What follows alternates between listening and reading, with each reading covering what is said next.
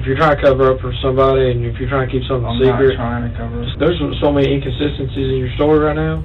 Man, your eye contact, you got way too much eye contact. I mean, this is not normal. Okay? You're standing there staring at me the whole time. That's not normal. Okay, we can pick up on your body language, all your deception and everything else. This video contains the interview of a subject who was forced to make a false confession to murder.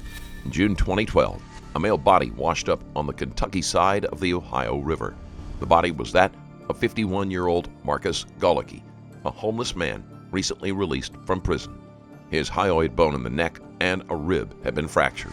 There were no other visible injuries. It was determined that he had been strangled. Investigators found that he had been at the home of his foster sister and her family shortly before his death. Debbie Hurt claimed that she had made him dinner that night, but went to bed before he left the house. Golicky then played chess with his nephew, 18-year-old William Hurt. With no evidence to go on, the detectives quickly settled on Hurt as a suspect. Okay, Evansville Police Department. This is Detective Jones, Kentucky State Police. You talked to him earlier? Yes. Okay. I want to get some information of you. I want to make sure we know who we're talking to, okay? We do this all the time. You have the right to remain silent. Anything you say will be used against you in a court of law. You have the right to talk to a lawyer and have him present with you while you're being questioned. If you can afford to hire a lawyer, one will be appointed to represent you before any questioning. Hurt should have taken this opportunity to exercise his rights and ask for a lawyer. The detective is already going over everything quickly in the hope that Hurt will not have time to think about what would be his best course of action. If you wish, you can decide at any time to exercise these rights and not to answer any questions or make any statements. Okay. Would you sign here to show that I read that to you? All that's stating is that I read you your Miranda rights. Okay. Now, do you want to talk to me about this incident? About that incident, Mark Golicky? Mm-hmm. What do you want to know? Well, I got to know if you want to talk to me about it or not. Oh, I can talk to you. It's not a problem. Okay, good. Would you sign here, please? All right, we're going to go over again about that night, okay? Okay. You were working, is that correct? Yes, I was. And that was on Thursday? Yes. Do you think it was about the 16th? I think it was on the 16th, yes. Okay, so it was the 16th on a Thursday. Originally you said on a Saturday. Actually, originally you told me on Thursday. When I told you that Debbie had told me that it was on Saturday, you agreed. Were you just agreeing at that time? Well, when my dad asked me what day it was, I was half asleep. I didn't really give time to think. Okay. Because he had woken me up, so I just pretty much set a day just so he would leave me alone when I go back to sleep. Okay. Okay, so are we sure it was Thursday now? Yes. Okay, tell me about... What I can do is I can get the schedule that we were working that week, Okay. and I can see who I was working with. As if I backtrack, I'll be able to tell you. Okay. Regardless of the day, that's the night Marcus Golicky was there. Yes. Right? Okay. Tell me about your day that day. My day was I got up, I had gotten called, or I got up, I was getting shower, and I played games, spent time with him a little bit, and around 3:15 I left to go take the Lawndale bus to work. Which is? Flick's Ice Cream. Flick's Deli and Ice Cream over there in Green River Road. Mm-hmm. And after that, it was a very long, drawn-out day, and when I had gotten home, he was sitting on my kitchen table. Okay. So let's back up. What time did you leave work? It was about, Thursday, 9:45 when she told me to leave, and then I was sitting on behind the mall waiting for the bus Okay. for about 30 minutes. Okay. And what time do you think you got on the bus? About 10:15. 10:15. Lawndale. Okay. And where did the bus take you? Took me down to, where Big Lots is at, over there by Washington Square Mall. Mm-hmm. Took me down there to the Lawndale, and then I got on the Riverside bus and came home. Okay. Where did that bus drop you off at? One of the main things that will work against Hurt is that he gives too many details, but isn't accurate. The detectives will use these inaccuracies to discredit him and chip away at his story, even though an inaccuracy isn't a lie. Right now on my Patreon, you can watch the most jaw-dropping encounter ever captured. This intense footage showcases an intense incident involving a man who, wielding a leather katana, aggressively charged towards the police. What unfolded within that crucial moment is way too intense and explicit for YouTube. Head over to patreon.com/StrangerStoriesPlus to access this gripping video and a ton of other Patreon exclusive content. Dropped me off at the Kangaroo gas station. Okay. Right there at Becky in Riverside? Yes. What time do you think you got home? It was about, on that day it was about 11:30. About 11:30? 11:30 p.m. Okay, it's a pretty long bus ride. So we gotta wait for the other buses, and then they leave at 10:45 Okay. to take everybody else. Okay, but now's the real important part. Now's when I want you to be honest and not skip any details. Tell me everything, okay? Don't leave anything out, okay? Go ahead. What do you want? When you got home. When I got home, I walked in, and Mark was sitting on my kitchen table. He was eating a bucket of macaroni salad, because I had hugged my mom at that time to tell her that I loved her and I was home. And then after that, I sat down at the kitchen table. I was sitting in with my mom, and we were sitting there talking. And then after a while, Mom said she had to go to bed. Who all was in the kitchen? It was me, Mark, Harley, Wade, the foster chicken. He was in there for about 10 minutes. Okay, let's back up again. So you left that out. I really want everything. This is very important, okay? I want every little detail. You come in the house, you said your mom and Mark were in the kitchen. Yes. At that time, when you entered the door, who was in the kitchen? It was Stephen, my little brother, my mom, and Mark. Okay. And after I come in, sat down, Harley, he walked in, he grabbed something. Where did he come from? The living room. Okay. He had walked in, and then he grabbed something, he started moving stuff around, like cleaning up a little bit. Then he grabbed his Sunny D and walked back out. Grabbed his ID? It's Sunny D. It's Sunny D, the drink. Yeah. And then he walked out? Yeah. How long was he in the kitchen? About 5-10 minutes. Okay. And then what happened? Then after that, me and we got to talking. Stephen was taking playing cards and throwing them really fast. Mm-hmm. And then after a while, after he got done doing that, me and Mark played a game of chess, which lasted about half an hour almost. And then after that, my mom said she was going to bed, and I was like right in the middle of our game. Okay. And then Mark, because his eyes were bad, he couldn't see the board very well because of the lighting.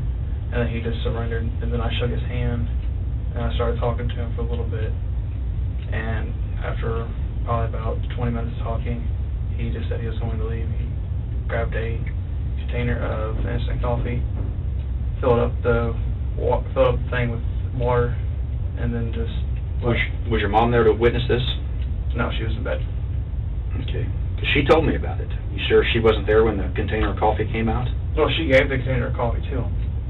I remember that. Okay, remember I told you I wanted specific details, okay? Okay. That's something you left out. I don't want you leaving anything else out. As my mom was going to bed, Mark asked about coffee, and then she was digging around in the cabinet and grabbed an instant coffee container that had about probably this much coffee left in it. Mm-hmm. And then she said he could have it. Okay. And then after that, we talked for a little bit, and then he filled up the container, started around, drank some, said he was leaving. I shook his hand again until I don't see him around. Mm-hmm. And then he got on his shoes and walked out the back door. Walked out the back door? Yes. Okay. Where was Harley at this time? He was in his room. He was in his room. Mm-hmm. How do you know that? Because as I was walking to get up to the table, he went into his room for a little bit. Because usually when Mom goes to bed, everybody else kind of follows and he goes to bed. Okay. Where was Stephen? He was already in bed asleep, I believe. Okay. And did he leave the kitchen? He left before me and Mark started playing a game of chess. He left before that? Yes. Okay. So you're kind of all over the place. You know, you're not telling it step by step. It is unrealistic to expect Hurt to remember every minute detail in the exact order that it occurred. All this does is make Hurt nervous and second guess what he is saying. I've got to pull you in on this stuff. I don't like doing that, okay? Mm-hmm. All right. And then after that, after Mom went to bed, stayed up talking for a little bit like I just said. Then he filled up the instant coffee container, said he was leaving, so I shook his hand and he walked out there, put his shoes on, and walked out the back door. Okay. And that's the last I'd seen him. Where was Andrea? Andrea, she was upstairs asleep. Where was Deidre? I don't know where Deidre was. And that's the last time you saw him? That's the last time I saw him, yes. So after he left, I went down to my room about 1 o'clock, and then I fell asleep after I fed my rabbit and watched a little TV. Okay. At what time do you think he left? It was probably about 12:30. 12:30? So what did you do from 12:30 to 1 o'clock? We sat there and talked. Who?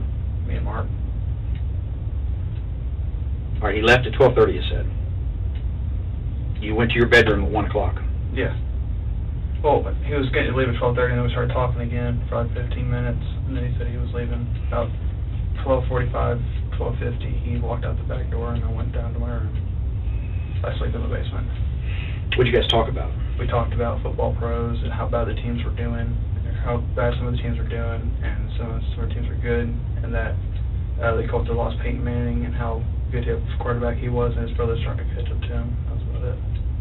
Okay. And you went to bed. Mm-hmm. What's the next noise you hear? Nothing. Nothing at all? Nothing. Okay. Do you have any kind of disabilities? Do I? Mhm. I do have clubfoot. Okay. Any mental disabilities? Not mental, no. Okay. You make I decent don't. grades? Yes, I do. I actually graduated as a junior. Okay, that's good. I'm going to tell you what, you got inconsistencies with some of the stories you're telling. Yeah. You understand that? Yeah, I do. Okay.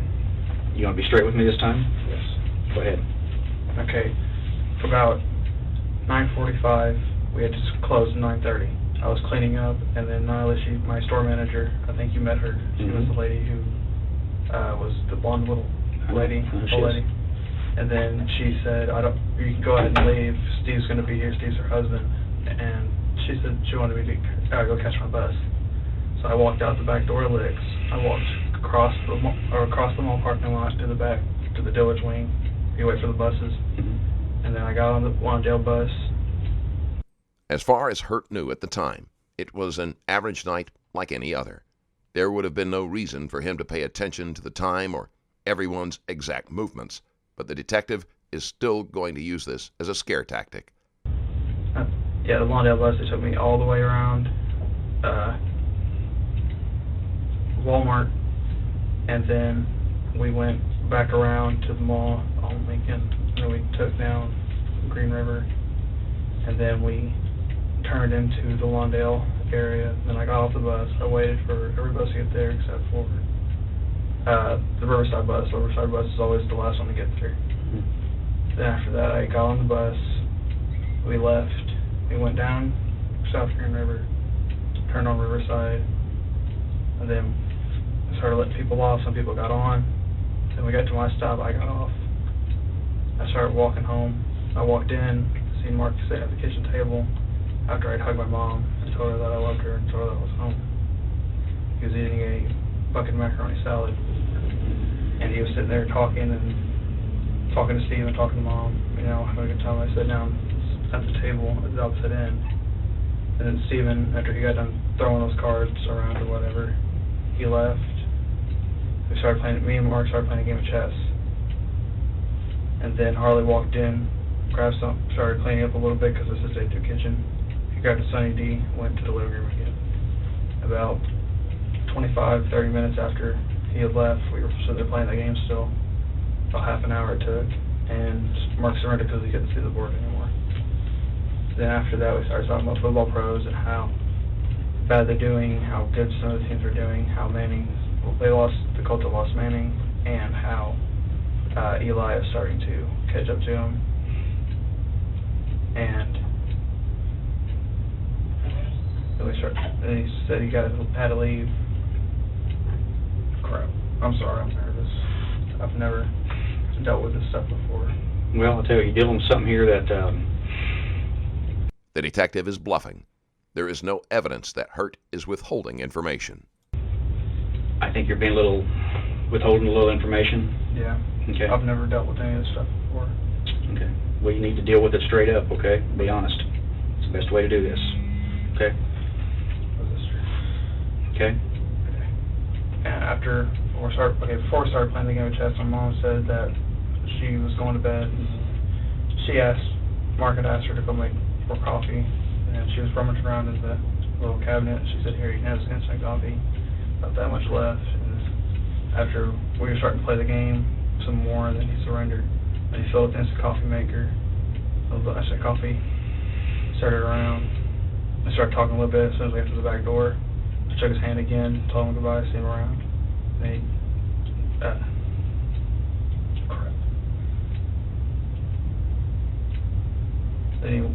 he walked out the back screen door. I seen him put his shoes on. I watched him walk out the back door. Then I went down to my room, fed my rabbit, watched TV, and went to sleep. That's the last I'd seen. Harley.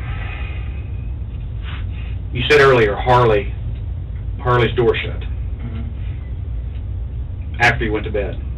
You're leaving out some stuff, all right? I've been patient with you. It's time to tell it all. It's time to be honest. You understand we know more than what you think? Oh, I already know, yeah. I have a feeling you guys already know more than I think, because you guys are detectives. What do you think we know? Well, I think you know what happened to Mark. Mm-hmm. And I think you don't know necessarily what happened, not like all what happened. I know you guys know the exact time and dates he was there, and some of the stuff that he has done within that past week. That's about all I know. What do you mean some of the stuff that he's done in the past week?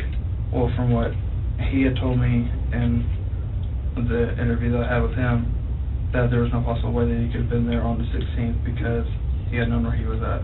And that's about all I know. Well, let me jump in here. You told me in our interview, which is taped, that Harley was wanting to try to play chess with Marcus, and that he was asking him to play chess. You never mentioned that once so far. You also told me after you went to bed that you heard Harley's door shut shortly after that as he was going to bed. You never said that. You said he walked out the back door, okay, and then right there as you're saying he walks out the back door, that's where you're hesitating, and that's where the lie starts. Because you want to know why? Because when you're remembering your bus ride, you're remembering all this stuff, man, you're looking to the right, which is drawn from memory. As soon as you get to the back door, you're looking left with your eyes and everything else. You're lying. I mean, that's where you're starting to make up the story. That's where you're fabricating it at. Okay? An interesting comment you made a while ago. I haven't dealt with this before. Well, no, you haven't dealt with this before. Because if you are, then we got a real problem. So, this is the deal. William, we know what happened. We know who did it. And we know that you're part of it. How am I part of it? We know this. Now. That's ridiculous. Okay. And so you're a part of it by withholding information. That makes you a big part of it. All right? Okay. I thought like I had done something physically to him. I mean, I don't harm my family at all. We're not saying you did hurt your family, but we're saying that you're part of it because you know what's going on and you're not helping us out. Okay? Here's the deal. You keep leaving Harley out of this whole equation right now. But I got earlier when we talked, you was all about, Harley's doing this, Harley's doing that, Harley's doing that. Have you and Harley talked since the last time we just talked to you all just a few minutes ago, or a few hours ago? Not really. Not really. What did you talk about when you get to talk? Well, you didn't really talk about anything. I was helping him find his phone because he had lost it. Well, there's a few things as far as there was some property missing. The more the detectives press for more small details, the more they are going to make it sound as if Hurt is changing his story. If he doesn't give them any other details, they claim he is withholding something. For Hurt, it is a no-win situation. Obviously. Are we going to find anything in your bedroom, anywhere around your house? No. That belongs to Mark? Not that I know of, no. Did Harley and Mark get into a physical confrontation? No. Not from what I know. They didn't. Not from what you're saying. Not from what you know. What about from what you've heard? I haven't really heard anything. I didn't hear any noises after I went to bed. I didn't hear anything. We're talking about if Harley told you anything after the fact. Oh, no. Did anybody? No. William, here's the deal. Like I told you earlier, about people helping us out and people not. Man, you're going to end up hemming yourself up in this. Okay, by withholding information and everything else. Yeah. Now, if you're trying to cover up for somebody and if you're trying to keep something secret, not trying to cover just listen and hear me out, okay? if you know something, if I don't care if it's Harley done something, I don't care if it's, Andrew, I don't care who it was, and you know about it, and this ends up turning south, then you know you can get in trouble for this, right? Yes. Okay. If you're wanting to come clean, right now's the time to come clean. And I mean, with the Detective Antwin sitting here talking to you, there's so many inconsistencies in your story right now that I have a hard time believing anything you're saying. Honestly, I mean, I really do. Yeah. So why would I want to sit here and believe you when you're so inconsistent? I'm changing the story. Yeah, you're inconsistent. You're leaving parts out. You're changing the story. I mean, you're fabricating. I mean, I can tell by looking at your eyes, you're fabricating parts of this up. Right when you get to the point, he walked out the back door. That's when you start fabricating. Everything else, I believe, happened that night. Like I told you earlier, when I interviewed you earlier, I said, hey, man, I believe you all sat down and played chess. I believe the coffee. I believe everything else. I do not believe that after he walked out this back door, that was the end of everything. Okay? Something happened that night. We know what happened that night, and it happened around that residence. Someone in that residence is involved. You are involved now because I'm withholding information. You're withholding the information. Now, do you want to be involved in the crime? No, I don't. Then you need to start telling us everything you know, because you're not telling us everything you know. Do you want me to start from? I want you to tell me what parts you're leaving out, what happened that night, what you heard, and everything. I don't care what you tell me as of right now. You understand that? Yes. Because the only thing you're going to do is, if you tell me everything, is help yourself out. You're not helping us out no more. We already know everything now. Yeah. You didn't do this to me earlier. You didn't give me everything earlier. So we went, like I told you, we started an investigation. We did everything ourselves. So, yeah, I mean, as far as you helping me out, you've not done it so far. The only way you're going to change my mind in this whole deal is if you tell me verbatim what's happened. Because as of right now, man, your eye contact, you got way too much eye contact. I mean, this is not normal.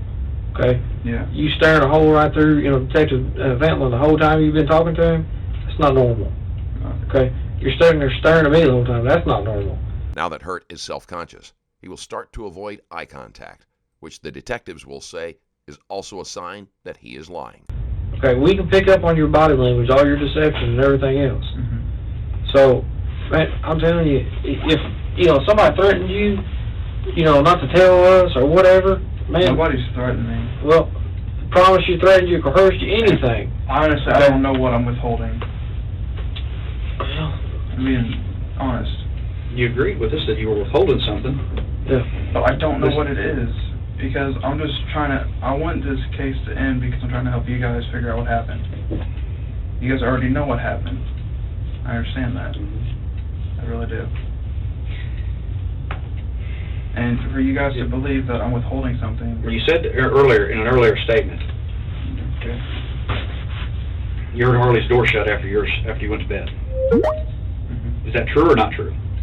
That's true, because after Mom goes to bed, usually everybody else, because she tells everybody else to go to bed, everyone retires to their rooms, I heard doors shut, and then after the chess game was when everybody else was already in their room. After that, it was just me and him in the kitchen. He filled up his instant coffee container, and then he just walked out the back door. We talked a little bit more, shook his hand, and then he went out after he put his shoes on. He went out the back. Mm-hmm. And then after he went out the back door, I don't know what happened because I retired to my room, and after I hit my bed, I fell asleep. Where's Harley's door come into this?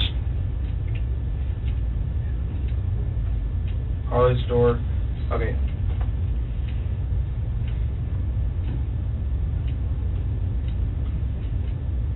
After Mom had told everyone to go to bed, I heard door shut. I seen Stephen go into his room, and then I heard Andrea and Kara. They were walking upstairs, and then I heard Harley coming through the hallway. I heard his door shut, and then soon after that, about 5-10 minutes, Mark surrendered in a game of chess. Shook his hand. We got up on the table. I walked around. I got something to drink. Then I sat back down at the table, and then he sat back down, and then we started talking about the football pros. And soon after that, he got back up. He filled the coffee container with water. And I shook his hand again, so I want to see him around. Hurt is under the impression that the detectives are saying he is withholding something because he hasn't given every detail, such as standing up to get a drink or changing position in the room.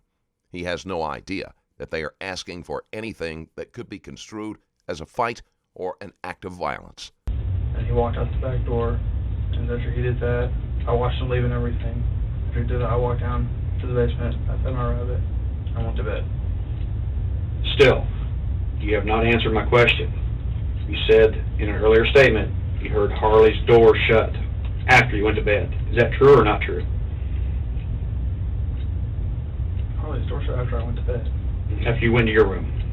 No, it's not true. Not true. Okay, you told me that on an earlier recorded interview, and we hit that fact. Then when I asked you that question just not even 5 minutes ago, you said yes, that's what happened.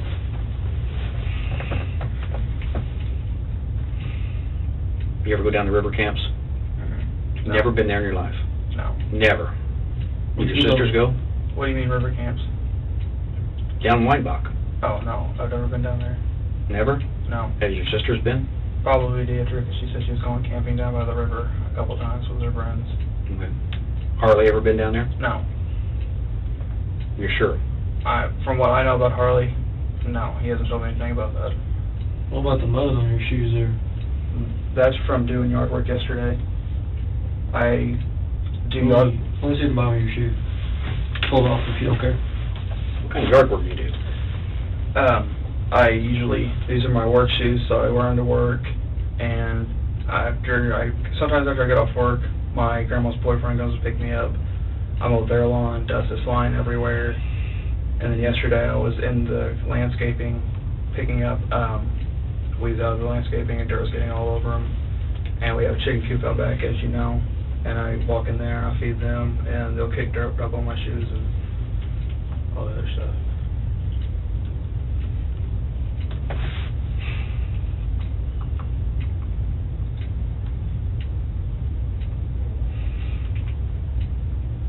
So once Harley went in his room, you're going to stick to that story that he never came out?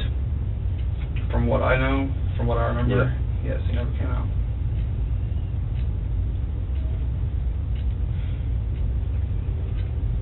Do you feel like you're involved in something really big here? Well, yes, I do feel like I'm involved because, according to what you guys are saying, of me changing up the story a lot, I'm withholding information, but I don't know what that information is. I mean, I'm telling you everything that I know. It may be. Hurt is unsure what the detectives are wanting from him. He believes that because they are the police, they must be in the right, and he is doing something wrong. This is dangerous and will affect the way he changes his statement. Like a different way of telling it.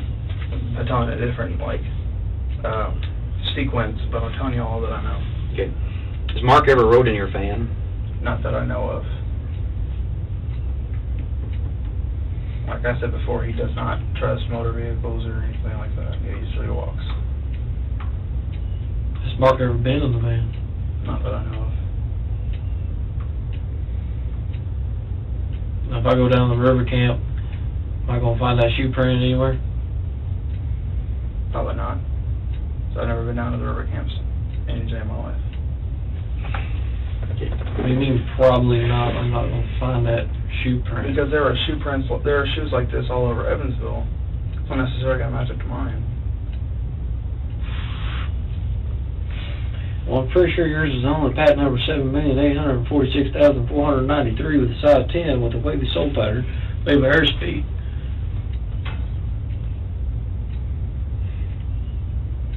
I promise you, you will not find any footprints of mine down at the river camp. I promise you that. Well, you probably know you're going to promise me. Man, I'm telling you, I know. It ain't working. Something's troubling you, more than you're telling us. I can see it. Get it off Something's your chest. bothering you. Get it off your chest. So you guys are just interrogating me constantly.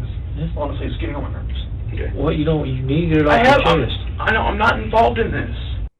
After enduring the constant badgering, Hurt has finally had enough and pushes back. This has no effect on the detectives, who continue to imply that he is guilty. Okay, who is? Who's involved in it? Nobody I know of. Did Harley do something to him? No, not that I know of. Because after I went to bed, I went to sleep, I don't remember anything. I don't remember. After I go to bed, I just black out, I just wake up. Not like necessarily black out, but I just go to sleep. And when I'm really tired, I'm a heavy sleeper. William, you said in an earlier statement also that you didn't think you could pass a polygraph. Do you think that's true, that you couldn't pass a polygraph? As nervous as I get when I'm put on the spot. It doesn't matter, it accounts for that. It accounts for that. Polygraphs are good. They'll tell if you're lying or not. Polygraphs are not conclusive, and due to their inaccuracy, they are not admissible in court. The detective is attempting to guilt him into taking one, and if Hurt has any underlying medical condition that is unknown, it could damage his case. Okay, I don't know what you know about them, but they'll tell you. They'll tell us if you're lying. Do you think you could pass a polygraph on everything you told us? Yes. About not knowing anything more about Marcus? You told us everything you know about Marcus. Everything that I know of from the standpoint. I'm already going to tell you, because when you guys were talking to Mom alone, okay, I was sitting in the living room, and I heard you guys talking about the funeral. I already know he's dead. Okay, that's all I know from that part. Heard you guys talking about the funeral, and the plans to be made for it, and that he's in Madisonville. Okay. Anything from that about Mark, I do not know. I know that he has mental issues, and that he does not like riding in vehicles. How did he die? I don't know. No idea? No. I also know that he was found in the river. How'd you know that? Because when I get updates on my phone, it says a man was found in the river. I looked at it, and it looked like it could have been him, but I wasn't sure. And then you saw a picture of him? I didn't necessarily see the picture, but I got the notification on my phone that had said a man was found in the river. This is while I was at work. Because it went off, and I was on break. I looked at it, the thing popped up, and then as soon as I seen it pop up, I clicked it off, because I was going back to work at that time. Okay. Did you know it was Marcus at that time? No, I did not know it was Marcus that was found in the river. I know he got missing, and that I honestly thought he was still alive. Since Hurt knew Galicki was missing, it would have been natural to assume that the body may have been his. At that point. How'd you know he went missing already? Because Mom had told me. The day that you got that text, that notification, your mom told you he'd already been missing. No, this was okay. He had come out before he started coming at my job and asking me these questions. He'd come out, ask me these questions about Marcus. I had told him that day I was heading into work. You remember that, right? That I was heading into work around. I'd be there at 12 o'clock. So we left he left about 11:15ish, okay, I believe. And we left at 11:30. Took me to work, and I was there for a couple hours, took a break. I seen it pop up on my phone, I clicked it off. It said, man was found in the river. And the day I saw it, talk to you? It popped up that day. And after that, I had gone back to work. Can you pop that up on your phone? I don't believe that I can, because I tried looking for it earlier. Because I heard you guys talking about the funeral.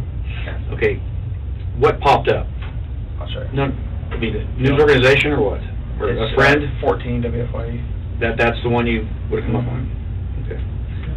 I can show you guys what I use, but No, I know about it, okay? I know about the 14, how they can send the news alerts out. But you know what? That news alert would have come out either on Sunday or Monday. I talked to you Wednesday. Okay? yeah. The news alert wouldn't have come out then. It would have already happened.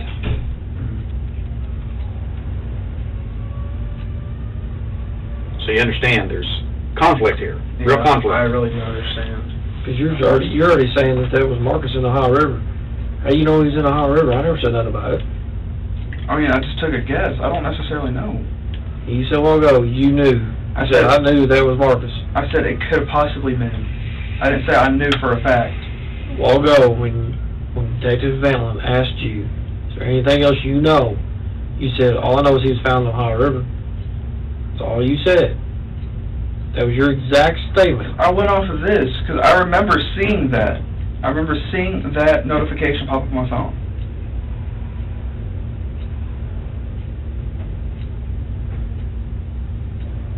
Man, you're going to end up hemming yourself up bad. Oh my God. I fucking hate this. I'm not involved in this anyway. Who was involved in it? Earlier you told us you were. How was I involved in? You said you were involved. Okay, I talked to him. Okay, look, I'll start from the beginning and I'll give you exactly everything that I know. Is it going to be the same story we've already heard? Yes, possibly. Oh my God. Okay, look. I want to know what happened to Marcus. I think at one time you cared about him, all right? And you still care about him, all right? I need to find out what happened to him. We need to know. We need to know how much you're involved in this.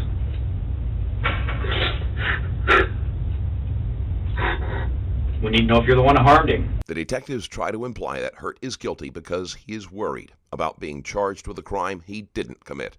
False imprisonment is a reality, and even if the odds are low, no one wants to be the one to add to that number. I'm not the one that harmed him. Do you know who did? No, I don't. I think you're leaving something out. I don't know. I'm being serious. I'm telling the truth, man. I don't know who harmed him. After he left, I don't. Oh my God.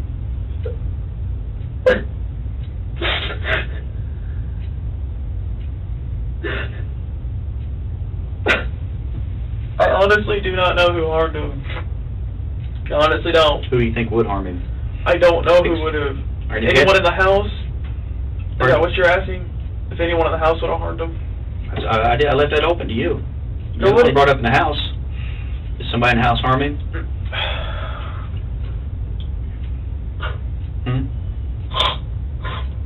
What about your dad? He wouldn't harm Mark. He wouldn't. Your mom? No. Nobody in the house would harm him. Nobody? Nobody. Harley? Nobody. Not even him.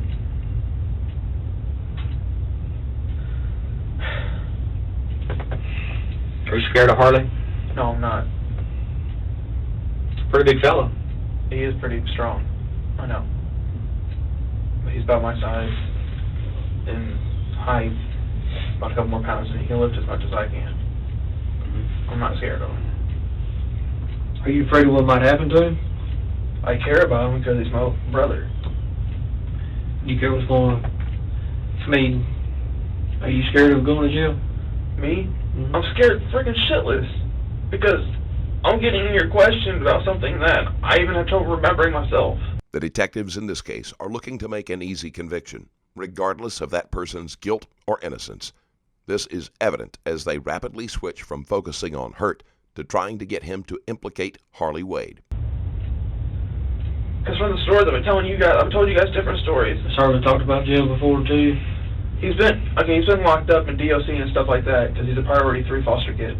Mm-hmm. He's the highest Yeah, we know. threat. Yeah. And he's always talked to me about being there and being in other locked up facilities, but he doesn't talk about harming Mark in any way. He hasn't even talked about Mark. Did he talk about harming anybody? No.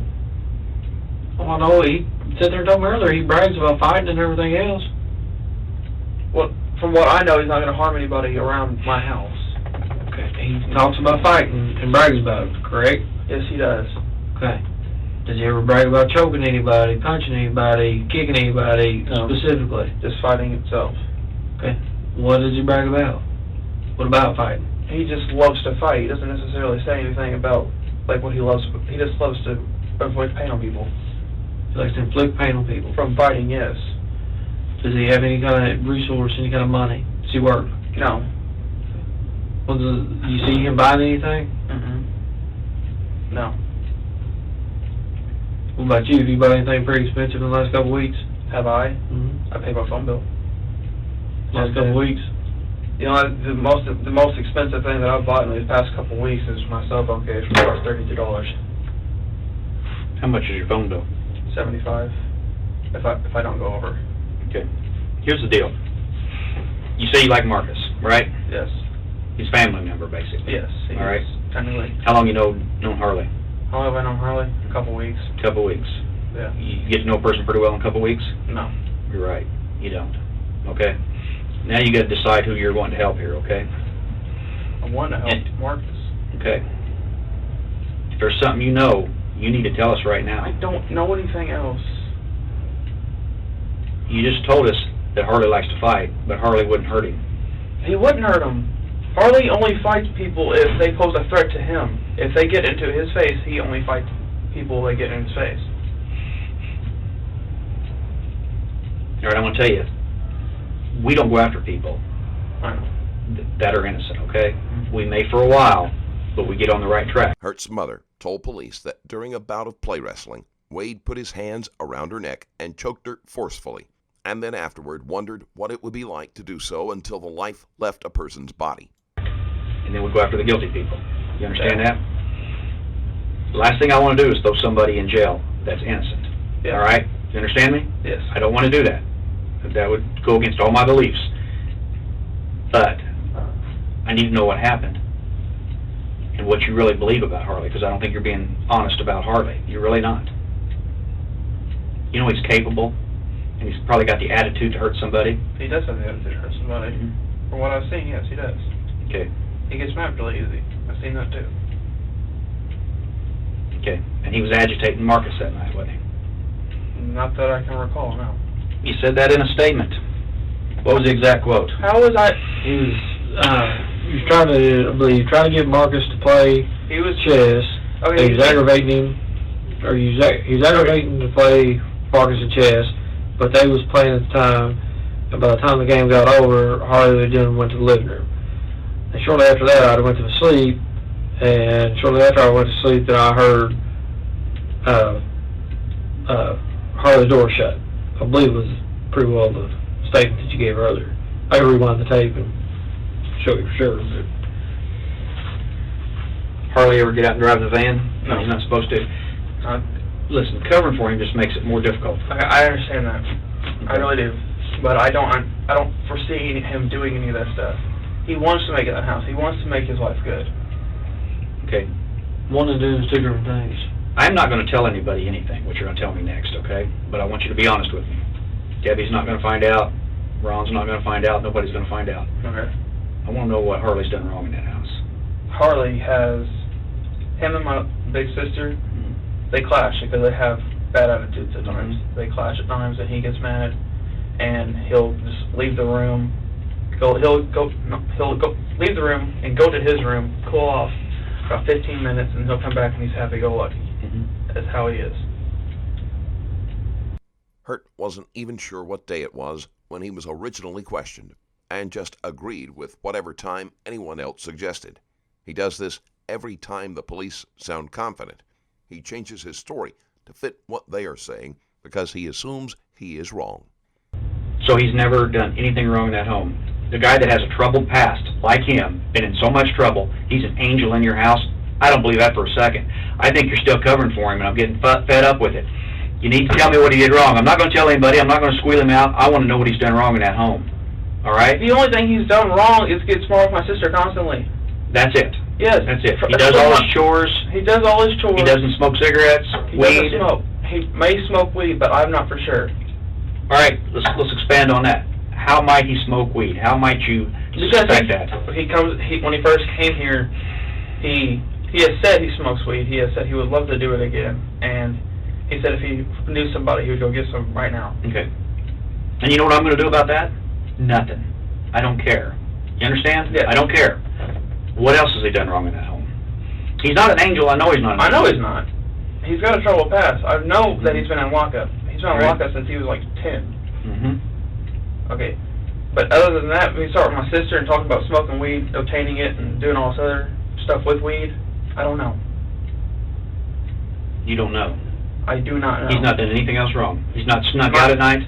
Not from what I know. At all. What do you suspect? Why you have to bite your lip when you talk? My lips are dry from talking. No, you had to bite your lip to give that statement just now. You're qualifying your answers. It's not working for me, okay? He's done some stuff wrong in there, I know. I know he's done some stuff wrong. What else has he done wrong? What about him and Andrew? Tell me about that. Him and Andrew get along really well. How well? I mean, they do hold each other's hands and all this stuff, but they're not allowed to date or do anything like that. They're of age where they're going to be thinking about other exploits. No, no. What do you know? I know everything about this once they're going to find ways to get around. Have they found other ways that you suspect? Not from what I suspect, no. Really? To hold hands and from holding hands? I mean, he'll walk up to her in the back and hug her, put his head on her shoulder, and every once in a while I'll see them hold each other's hands. That's about it. That's it. Mm-hmm. So get your blinders on from then on, everything else. That's what you're saying? I don't believe that. I think you see what goes on there. I know you see what goes on there. And he's done some things probably shouldn't. They may not be illegal, but he shouldn't be doing them. Am I right? Yes. What are they? Like what he's done in the house? Pardon? Like what he's done in the house? Yeah. He gets mad, and when he gets mad, him and my big sister Deidre get into it. You told me that. Okay? And he just keeps going and going and going and going until he finally walks off. Okay. And after he walks off, he cools down. Then he comes back. I know, you told me this, right? Yes. He's done more than that. A kid like him doesn't just stop. They keep doing stuff, all right? And they can't help themselves. It may not be their fault, all right? It may be the way they were brought up. But somehow, he's a troubled child, and he's caused some problems there, and I think you're still covering for him. I'm not covering for him. So what else has he done wrong? I know you see some stuff. Not that I know of. He's never snuck out at night. Never left. If he snuck out, I'm asleep. Okay, so you don't know. If he's done anything else, I'm asleep, because I usually go to bed around 10 to 12 o'clock. Usually it's 10. Okay. How's it 10 o'clock when you work all the time? Till 10? That's only on the days I don't work. On the days I do work, I don't go to bed till about 11, 12. Earlier you told me, our other interview, I think I read it on 3 times. What time was you home that night? You said 10 o'clock. 10 o'clock. 10 o'clock. 3 times you told me that. In a recorded interview in my car. Mm-hmm. That night you told me 10 o'clock. Now you're saying that you're not getting home till 11:30. That is an hour and a half difference. What did I say 11:30? When? Yeah. Well, ago when you just explained your bus ride across town, when you went to Walmart, and that was you got another bus. Thursday. You're wrong off what I told you about Saturday. No. You told me the night that Marcus was there. We said the night Marcus was there. What time did you get home? You said 10 o'clock. That's what you told me. You said 10 o'clock. You said 11:45 is when he started walking out the back door. Okay, you didn't get home until 11:30. That's exactly what you said. You said around 11:45. Then you changed it a while ago to 12:30. Then you changed it to 12:45. Then you changed it, well, no, it was at midnight one time. And then you go to bed, you said at 12:30. Then it turned into 1 that you went to bed. Then I believe it was almost 1:15 that you went to bed. You said about 10 different time frames within an hour, 2-hour time period. That's what you said.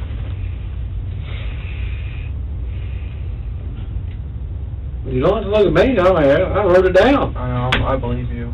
Man. I know.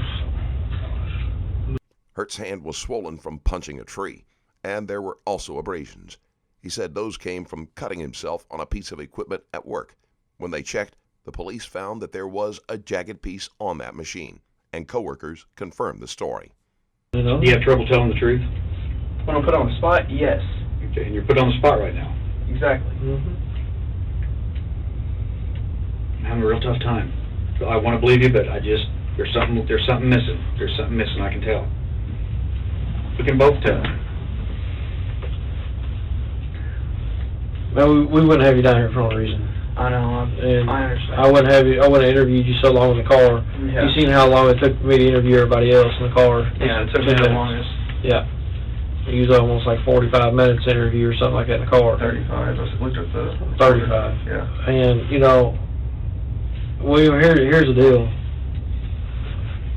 We can either help you or you're on your own. You understand that? Yes. Okay. Right now we're trying to help you. Now, you might not think that, you know, you might think we're here grilling you, you know, making you cry, making you do all this other stuff, you know. Mm-hmm. But we wouldn't be giving you the second chance if we didn't want to, okay? I had enough from the interview earlier to get warrants on you and put you in jail, okay? Yeah. He was the last person seen. Yes. I've got to, you know, something's happened to him, you know. But Hey. if I'm the last person that's seen him, why does that automatically make me a suspect? Enough to get a warrant to bring you in, is what I'm saying. I know. I'm not necessarily saying I'm going to charge you with I already something. know you guys think I'm a suspect because my hand's swollen and I'm fortifying the truth or whatever. When did you figure this out? Because you guys keep asking about my hand. The detectives are trying to make Hurt feel guilty for coming to a logical conclusion. Golicki went missing. A body was found. And now Hurt is being questioned. Of course, he would assume his uncle was dead. At the tell sign. When? Did you guys keep asking me about Today my or hand? the last week? What, that I'm a suspect? No, about your hand. You came in, okay, on the day that I worked. You asked about my hand. I know, is that when you thought you were a suspect? I thought I was a suspect after you took pictures of my hands. Okay. Suspect of what? That I did something to Mark. Mm-hmm. Or helped in any way to possibly kill Mark. Well, kill now, but harm him in any way at that point. I thought, I even broke down and cried at work because you guys came and took pictures of my hands. That's when it clicked. You guys think I'm a suspect to what has happened. Well, you know what? I really do after that statement, because not one time have either one of us said anything about killing. Oh my God, really? No, Goodness shit, man. not one time. You just brought that up on your own.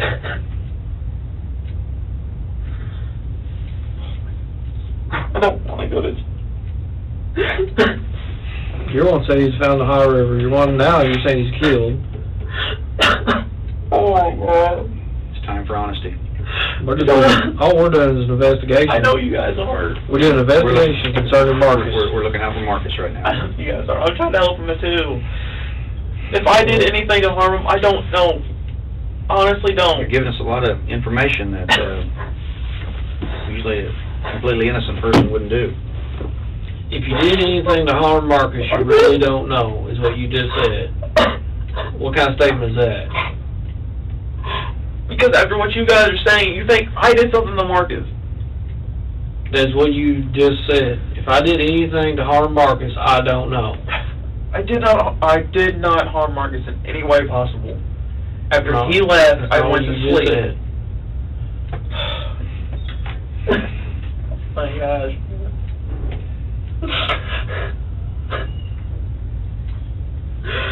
I don't...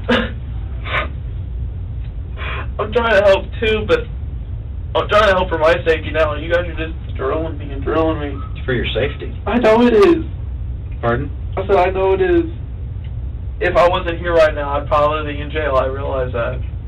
Because you said you could have brought a warrant to bring me in. And all this other stuff. But I don't know what else happened after he left. That's the thing. Why did you leave that night, later that night? I did not leave later that night. You sure about that? I'm positive I didn't leave later that night. So I ain't gonna have you on camera at the store, right through, pointing right towards, yep, pointing right toward Riverside Drive.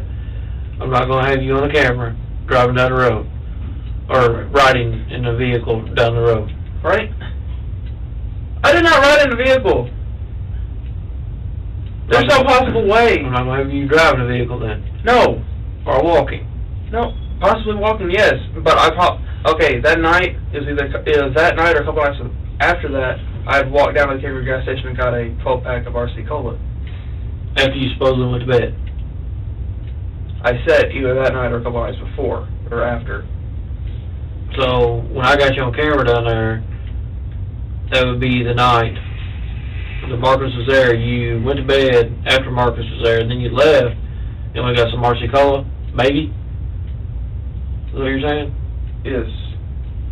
I'll be honest, I have terrible memory when it comes to time and date. You have a terrible lying problem, is what you got. I know. Honestly. You have a very terrible lying problem, because you know what? You're lying about this right now. Because, you know, I just called you out on that, and you're the one that's sitting there saying that you left and went and got RC up the road. But that's not what you're telling me, okay? You're sitting there saying Marcus walked out the back door, I went to bed, then Harley's door shut, now Harley went to bed while you was playing chess, then you start, you know, I didn't go nowhere that night, I went straight to bed and I blacked out. But I don't really black out, but I'm a sound sleeper is what you said. But now you're saying, you know what, I went down the road and got me a 12-pack RC, and then came back to the house. Oh my God. I honestly do not know if I did something, I do not know about it. Well, maybe you did something to him you don't know about it. You ever think about that? Yes. So you could have harmed Marcus and not know anything about it. Oh my gosh. Is that what you're saying? Hurt is so upset and confused that he doubts his own memory and actions. If he had proper legal representation, they would not have allowed this to continue. Like could you have harmed Marcus on accident, playing around with him or something and hurt him? Could you have done that? Yes, I didn't play around with him. I played a game of chess, we talked, and we left. Could you have done that? Because you don't know anything that you're doing right now, apparently. After 11 o'clock at night, could you have hurt Marcus on accident? Could you have hurt Marcus on accident? Answer the question. Could you have hurt Marcus on accident? After I went to bed? Oh, after you went to bed and we went and got RCs, whenever. When I go to bed, I have time sleepwalking, but by the time I went to bed, he was down the street. I don't walk that fast. I have club foot. Could you have hurt Marcus on accident? Yes, I could have. But I know for a fact I didn't. William, if this was an accident, if something happened and it's an accident, okay, it's an accident. You understand that? Yes. Okay. If someone else did something and it was an accident, we can work with that. I told you that a while ago. Yes. If this is a stone cold malicious act, we're going to work on it different. You understand that? Yes, I understand it. You're telling me right now you could have harmed Marcus and not known about it. Yes. I'm pretty sure if I harmed somebody, I'd know about it in any way, shape, or form. You understand that? Yes. Okay. You're telling me you don't know. Hurt makes the mistake of saying that he was physically capable of hurting Galicki. He means in the same manner that everyone is capable of causing harm, but it can be interpreted as an admission of guilt. What happened? There's something you're not telling me. There's a part you're leaving out. Call it in my memory. Why can't you call what you did to him? I didn't do anything to him. You're telling me right now you could have. I could have. Yeah. Well, for a fact, I didn't. I ain't gonna sit here and make a statement to you that I could have done something if I know damn well and good I didn't do it. But you're telling me that you could have done it. Oh my gosh.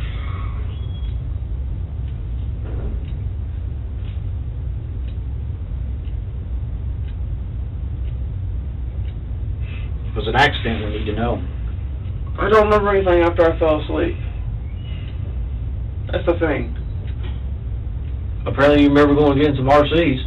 I went A 12-pack RCs. Okay. It was either that night or a couple nights after that. I got home from work. I was working the weekend shifts, you know. Notice how your attitude changes? Oh my God. What about the attitude change at the home the last few weeks? What do you mean attitude change? I talked to everybody there at the house. I said, you've had an attitude change the last about 3 weeks. Or the last few weeks is what I was told. You've had a bad attitude. So I'm constantly tired. About the rabbit cage earlier today, you know, where you crushed like a $200 rabbit cage and threw that back. I took it apart. Yeah. I didn't. No, I put that out because my buddy wakes up in the middle of the night. And the fact that we're moving to the new house on Lincoln, where we plan on moving to, my room's small. I can't have a big giant cage. So I took it apart. I set it outside for someone to take. Something much easier it is to talk about something like this that you actually really did and you know, than the other stuff that you're trying to fabricate. It's a lot easier to talk about that, ain't it? Mm-hmm. Okay. But then when I go back to something else, then that's when you get all hemmed up and start crying and get all emotional.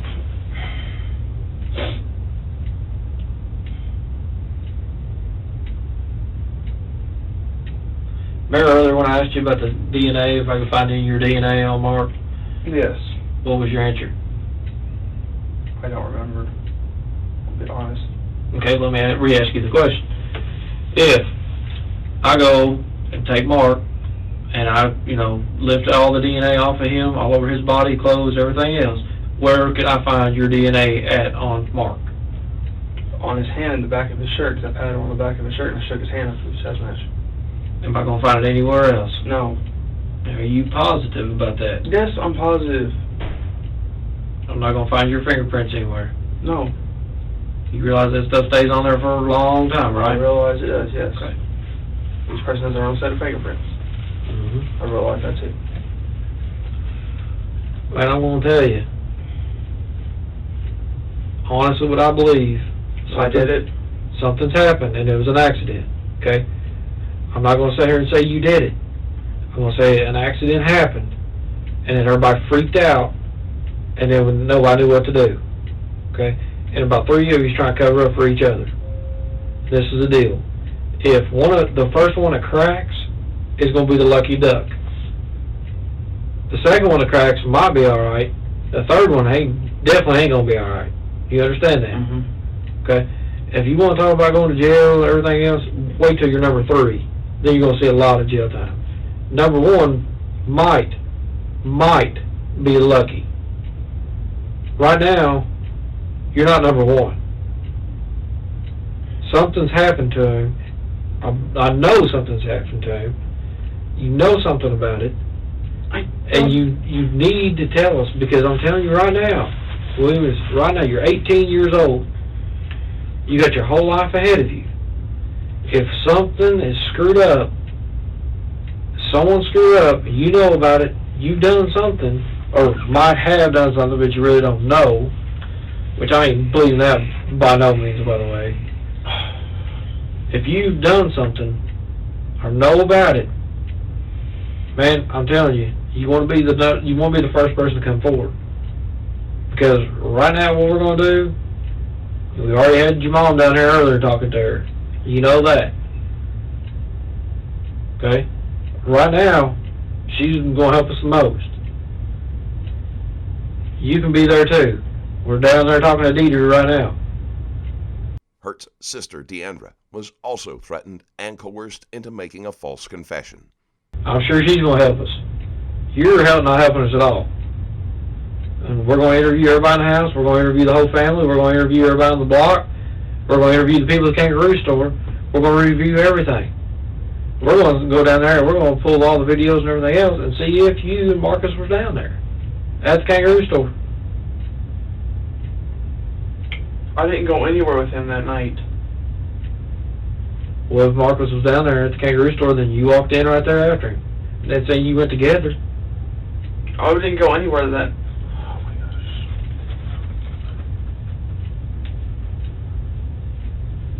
I'm trying to keep my emotions under control. Like crying, stuff like that.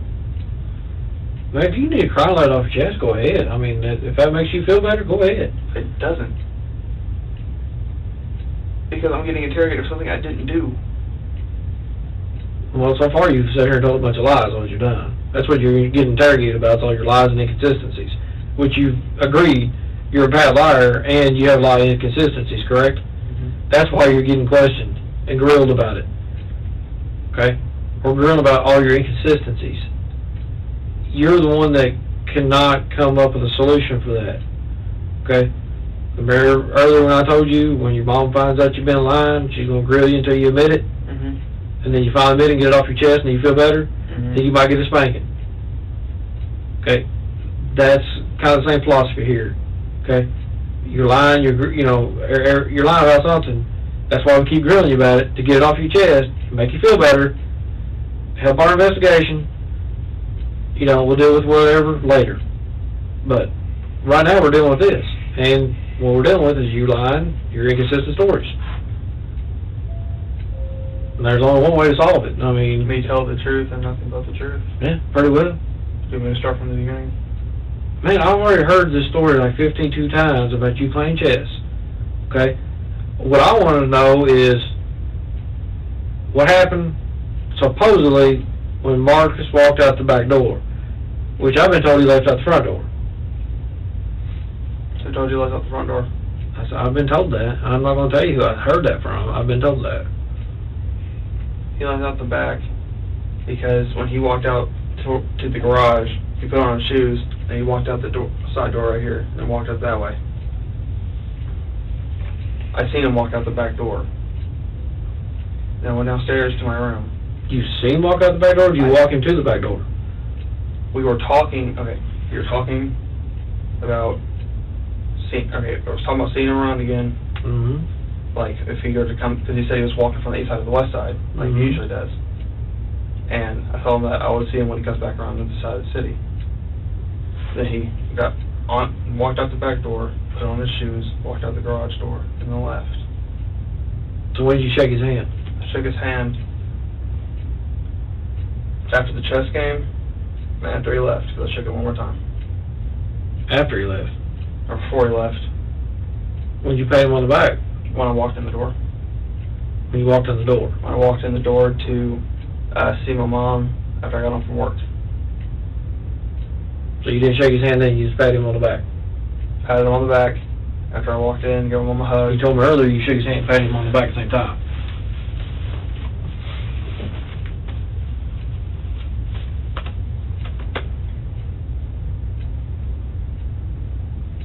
Your statement earlier was, I always do that to people. I shake their hand and pat them on the back at the same time. I didn't say I always do it at the same time. I said I always walk in, and when I see somebody I recognize, I pat them on the back. And shake their hand.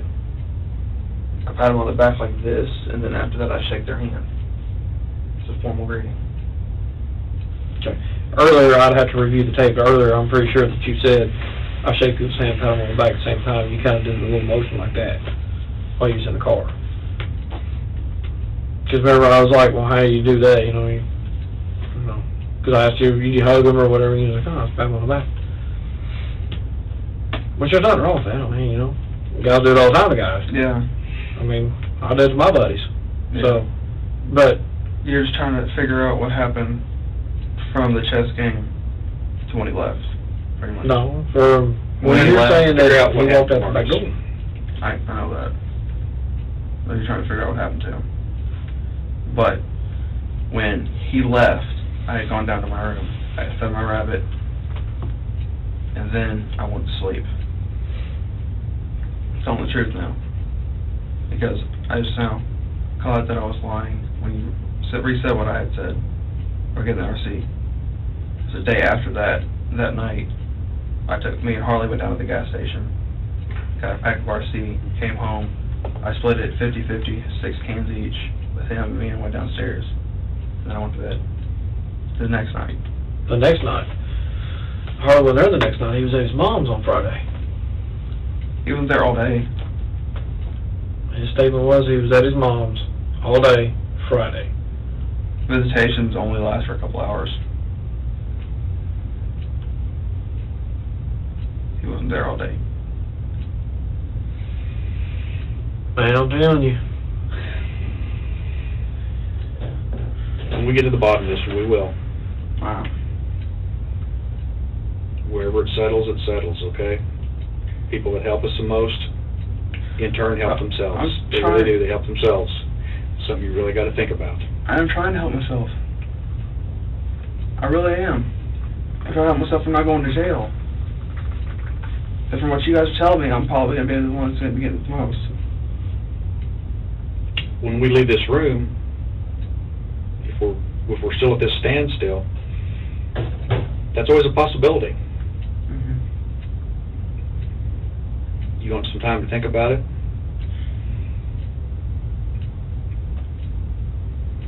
We're going to step out. You sit in here. We'll be back in about 5 minutes. Talk to you. You need to do some real heavy thinking real quick. Do some soul searching. The detectives are going to leave Hurt alone long enough to make him even more nervous and desperate to say whatever he thinks they want to hear. Some real heavy thinking. 2 grounds. You need to help Mark, help yourself. You know what I mean? Nobody else matters in this besides you and Mark right now. You got to look out for yourself. You got to help Mark. But I'm trying to help Mark. But we're done. If you wait 5 minutes, we'll be back, okay? All right. You really need to think about this.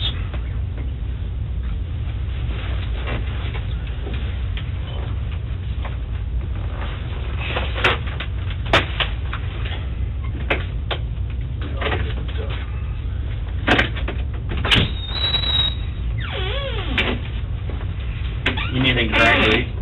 Some water, please. I don't know if we have water. What about it? Coke be okay? Sure. Can you drink Cokes? Mm-hmm. All right, we'll be back. Actually, would you rather have water or Coke? Water. Come on out, I'm gonna drink right here.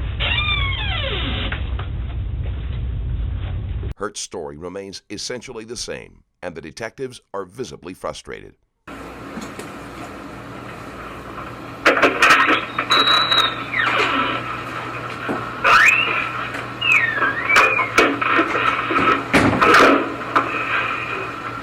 Well, you any soul searching? And? I'll tell you guys all that I know. Okay. Where do you want me to start? Where we haven't heard anything before, where it's going to be new and fresh. Okay. The information we're looking for. Information you're looking for. Mm-hmm. Okay, from after when he walked out the door, I going downstairs. I found my money, and I did go to bed. I would lay down, I did do that. Did what? I actually went, and I did honestly, and go to bed. Okay. Woke up the next morning. It was just a day off. I did my regular thing, hung out with the family, did all this stuff. Helped my mom with the chores and did yard work. And played poker with my family. After that, then you guys came to me about Marcus. You interviewed me at exactly 11 o'clock. In about 15 minutes, then my dad came out, and then you interviewed him for a second. And about 11:20 you left, so that went into big work. Okay. On that day. Then I had worked that night with Nyla, counting the doors at 9:45. She told me she didn't want me to miss my bus, so I walked all the way back to the mall, like I told you before. After all that was said, then when I got home, I was sitting at the table. They were having a good time. He was eating macaroni salad, all that. Then I sat down with him. Then after my mom had said she was going to bed, me and Mark played chess. And then while we were playing, Harley came in and he was like, I can beat you all in chess. I can beat you all in 3 moves. Gloating about how well he knows how to play chess. I told him that I would play with him the next game because Mark said he was asleep after this. Then we played chess. I shook his hand. We sat down. I talked to I had smart pamphlets about animals I wanted to get when I had enough money. Started talking about some of the animals, then we started talking about the football, as you know. And then after that, Holly did go into his room. And then Steven went to his room because they both kind of split the ends. And the girls went upstairs. After that, we walked over to the kitchen sink. He got a drink of water. He cleaned out his macaroni salad bucket. I gave him the rest of the instant coffee container that Mom said he could have. He filled it up. Stirred it on instant coffee. And took a drink. We walked to the door, still talking. Shook his hand one more time. Told him that I would see him around. He walked out the back door. Then I went downstairs. It's exactly, I don't remember anything else after that. The detectives switch tactics slightly. Since they haven't gotten Hurt to admit to his own guilt, they are trying to get him to implicate someone else.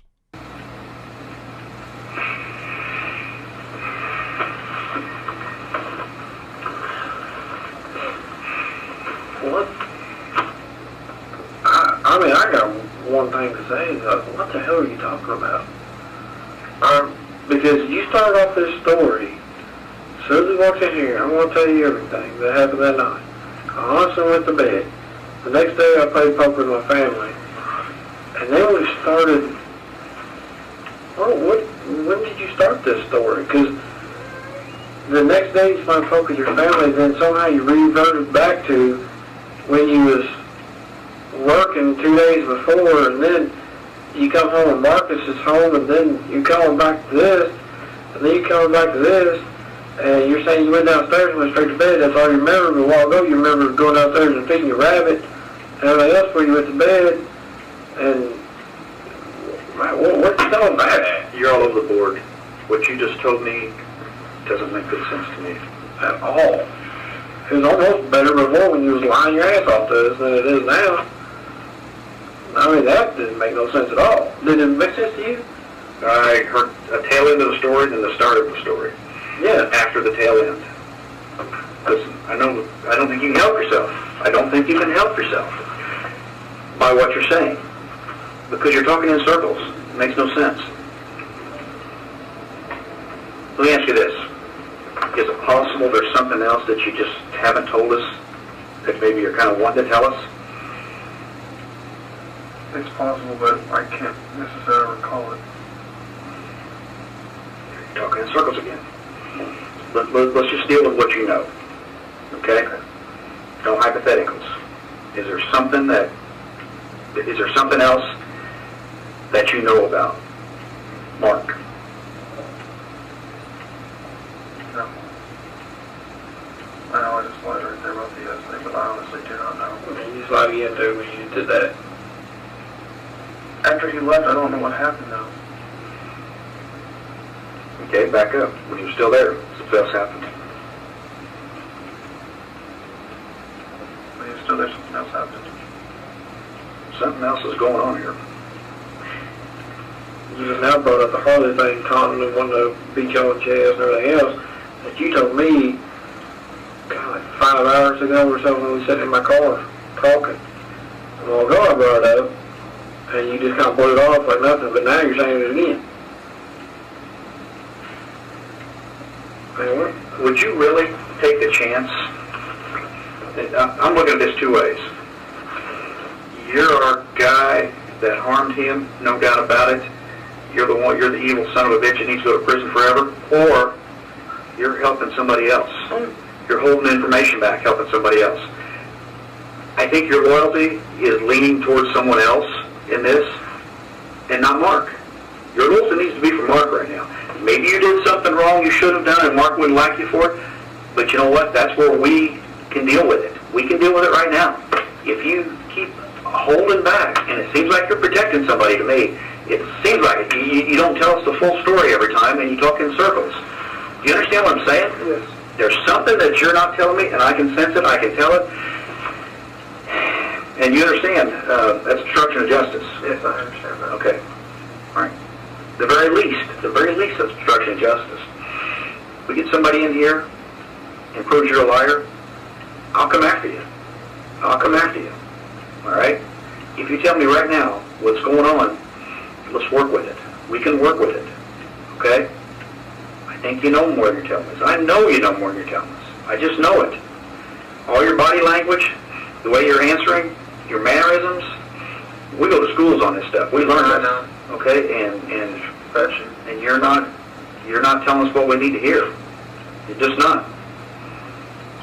Even if you didn't do anything to Marcus, and you're helping somebody by covering it up and not telling us, it's the same thing as you doing something to him. Now, if you want to live with that, that's on you. Yeah, it's still obstruction of justice. No. Now, I'm talking moral value here. Morals. I'm not talking about criminal, I'm talking about morals. If you know something, and you're not going to tell us because you're too proud to say it, or you want to protect somebody, it's the same thing as doing something to him. You understand that? I understand it, but I don't try to protect anybody. Well, no. You said you wanted to help us out, you want to help Marcus out. I want to help you guys out. Well, you're not doing a good job of it. You are not doing a good job of it at all. And frankly, I'm kind of getting a little sick of the way you're talking around in circles and everything else. Because I've heard the same crap for the last almost 2 hours now of what you did that night and more or less what you didn't do that night. I mean, man, you're so far out there in left field that I don't know if we're ever going to be able to get the truth out of you, because you already admitted you're a compulsive bad liar. I mean, you admitted that more than one time. I mean, you're telling me you could have done something, you could have not done something. I asked you about your shoes. Yeah, they might be down there, shoe print like mine, down by the river, okay? And you're saying he was killed. We never said he was killed. No one ever has said he's been killed. No one ever said he was in the Ohio River. You're the one that came up, well, yeah, I know he was in the Ohio River, okay? You're the one that's giving us all the facts. You're giving us so many facts that, do you not think we can build a case against you? With all the facts I've given you, yes, you can build a case against me. Okay, then why would we want to help you out? Because you know that I'm innocent and you're wanting to... No, I don't. Yep, not at this point. At this point, I do not believe anything right now. You understand that? I'm neutral. You think that I'm holding something that could help save No, I know you are. Okay, you know that I'm holding something that could save my butt and help Marcus's case. Yeah. No, I'm not saying save your butt. I'm saying help you. But you know what? It would be a great help to the whole family. Your family's tore up, okay? The whole Golicki family, they're tore up. Brothers, sisters, everybody, okay, are tore up. We've had to go and do death notifications today, okay, and sit there and talk to people and watch them break down in tears and everything else. You think that's fun for us to do No, that? it's not. Okay, but that's what we've had to do. All day long we've been doing this. And we've been dealing with you for the last 2 hours, and you keep beating around the bush. Do you not think that we're getting a little perturbed about this? Okay, and you think you're getting perturbed, and then you're hitting your head and everything else, and you're stress reliever and all that? Okay? Man, I'm telling you, this could have been over 2 hours ago. This could have been done earlier today. And we could already been home with our families, everybody else, everything could have been done. Here's the deal, okay? I don't know who you're protecting, I don't know what you got going on, I don't know what you're thinking in your head right now, but you need to be thinking one thing. Man, I need to help Marcus, and I need to help myself. And that's what we told you before we walked out. The best way Hurt could help himself is to stop the interrogation by demanding a lawyer who might be able to limit the damage that has already been done. We let you in here quite a while by yourself, because we had stuff to do. 20, 30. We come back in here, and you give us that runaround story again. How is that helping anybody? It's not. Exactly. So why would you even entertain that fact? I mean, you're not doing anything. You're not eliminating yourself as a suspect. You're not helping yourself out. You're not doing anything here. The only thing you're doing is digging a hole deeper for yourself, get your inconsistencies, your lies, and everything else. That's all you're doing. I mean, all you need to do is tell the truth, exactly the truth, and we're the ones that determine is he lying or not. So far, we both determined you're lying. Hell, you determined yourself if you're lying. You're the one that keeps on saying, oh, I don't lie. I don't lie. I mean, how's that going to look in front of 12 people at a jury? Not too good. What's going to happen when you get up on the stand and you sit there and swear in testimony to this, and you, oh, no, hold on. Sorry, prosecutor, I lied long ago. Sorry, Your Honor, you know, the judge. Sorry, 12 people out here, I lied long ago. That wouldn't work. Okay, then why are you doing it now? That's what I'm saying. You're doing it right now. We're trying to help you. You're not seeing it in the family. You're trying to help someone else. Well, we're trying to help you. But I'm telling you, you know, it's always the person that comes out on top is the one that tells the truth. And you're not doing it. I mean, if you want to go down, that's fine. That's all. Let me go down. That's all. If you want to go to jail, hey, we're not talking about jail. We're talking worse than jail. Okay, prison. No, we're talking worse than prison now. Okay. We're talking a lot worse than just going to prison. Trust me. If that's what you want to do, you can do it. It's not what I want to do. Then why don't you help us? Why don't you tell me the truth? The detective has implied that Hurt would get the death sentence. This is highly unethical because they are not allowed to give legal advice or speculate about sentencing. Because right now, you're just digging yourself in a deeper hole. That's all you're doing. By these lies, these inconsistent stories, and everything else, and you throw out these facts about him getting killed, him getting this and this. We've never said that. That's all you said. But it's all out of your mouth. When I was sitting with him, I heard you guys talk about the funeral. So? People die every day, do they not? Yes, they do. Okay. I didn't say anything about him getting killed. Now the detective is just being condescending and ridiculous. The police don't randomly show up at people's homes to discuss funerals. Hurt knew Golicki was missing, and his death would be an automatic assumption in this case. I never once said anything about him being killed to no one. You're the one that said that. You brought that all up on your own. You guys just want me to come clean so that way we can stick this over with. Pretty much. Yeah. Okay. No. Earlier, when I went to go help Harley look for her cell phone, I did talk to him. I asked him what he said. And then apparently he told me that you slipped up and said that you were the last person to see him alive. No. That's what he told me. That's what I went off of when I said he was dead. And the funeral. I said he was the last person that seen him here, alive, as in he was here at the house. I never said he was killed. That's what I got off of that. And then I heard talking about funeral or whatever, and then I just assumed that he was killed. Even if I said he was the last person to see him alive, he could have died in a car wreck.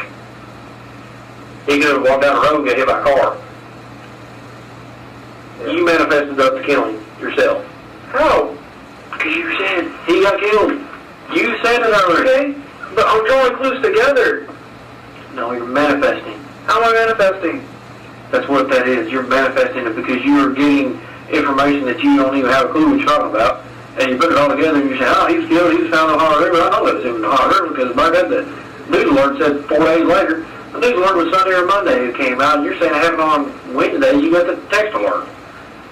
And somehow you're relating something that happened Wednesday back to something that happened Sunday, and saying that the body was found and it was dead from the markets and everything else. Is what you're trying to manifest. You're trying to manifest this whole story up. And the reason why you're manifesting this whole story up is not to put yourself in the middle of it and to protect whoever you're protecting. That's exactly what you're doing. You're messing the story up, and we ain't buying it. And I guarantee you, you and Harley talked about more than just that. And when we talk to Harley after a while, I guarantee you he's going to tell us what happened. Because he's going to crack. He's the type of person that's going to crack and be a little baby. He thinks he's a big bad boy, but he's not. You might think you are, but you're not. I know I'm not. Well, you know what? I hope he does crack. And I hope he sits there and tells us the whole story. And you know what? I guarantee you he's going to say, well, you know what I told William? They're doing everything they can to force Hurt to make a confession or accuse someone else. They are leading him to believe that if he is first to tell them what they want to hear, that it will go easier on him. But that is false. I guarantee it's probably going to come out of his mouth. And then what's going to happen? Yo, you're going to get hemmed. You're going to get hemmed up. That's what's going to happen. Up and I'm going to get more trouble. That's what's going to happen. He's going to crack and involve you in this. Now, the only thing that's going to save you from that is if you speak first. That's it. I don't know what kind of bond you two got going on. I don't care. I don't care if you think he's your brother. We don't even. He ain't your brother. He's simply staying there. He's using you, using your family. That's all he's doing. He sat there and told us earlier he's using you guys. As soon as he can get on his own, he's out. He's done. He's done with all of you. He's got to wait 2 years though. It don't matter if it's 2 years, 6 months. It don't matter. It don't matter if it's tomorrow. He might decide tomorrow he's done with y'all and he might go somewhere else. That's what he does. He moves from home to home to home to home. He's So old he enough finds one that he wants. He can get emancipated right now.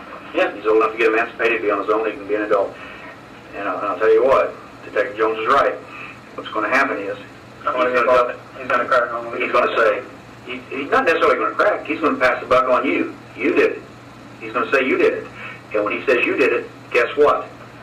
We got to believe that. Yeah.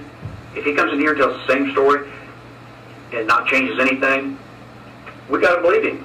Because of all the stuff that I've done myself into.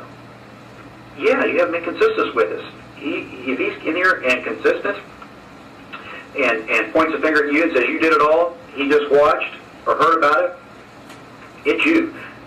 But that's still reversible at this point. You understand? Yes. It's still reversible because we've got you in here. We don't have him in here. Because you know what? His record shows that he can do something like this. His record does show that. Yours doesn't. I don't have a record. That's what I'm saying. Your record shows that you couldn't. You probably would not be the most likely person to do this. He, on the other hand, is very much so. He is. All right. That's why we got to know this. Now, knowing that, are you going to be the first one to give us the full story and the truth, or are we going to let Harley do it? It's your choice. It's your ball game. It's your choice right now. We honestly, I mean, we really don't care. We're going to hear it.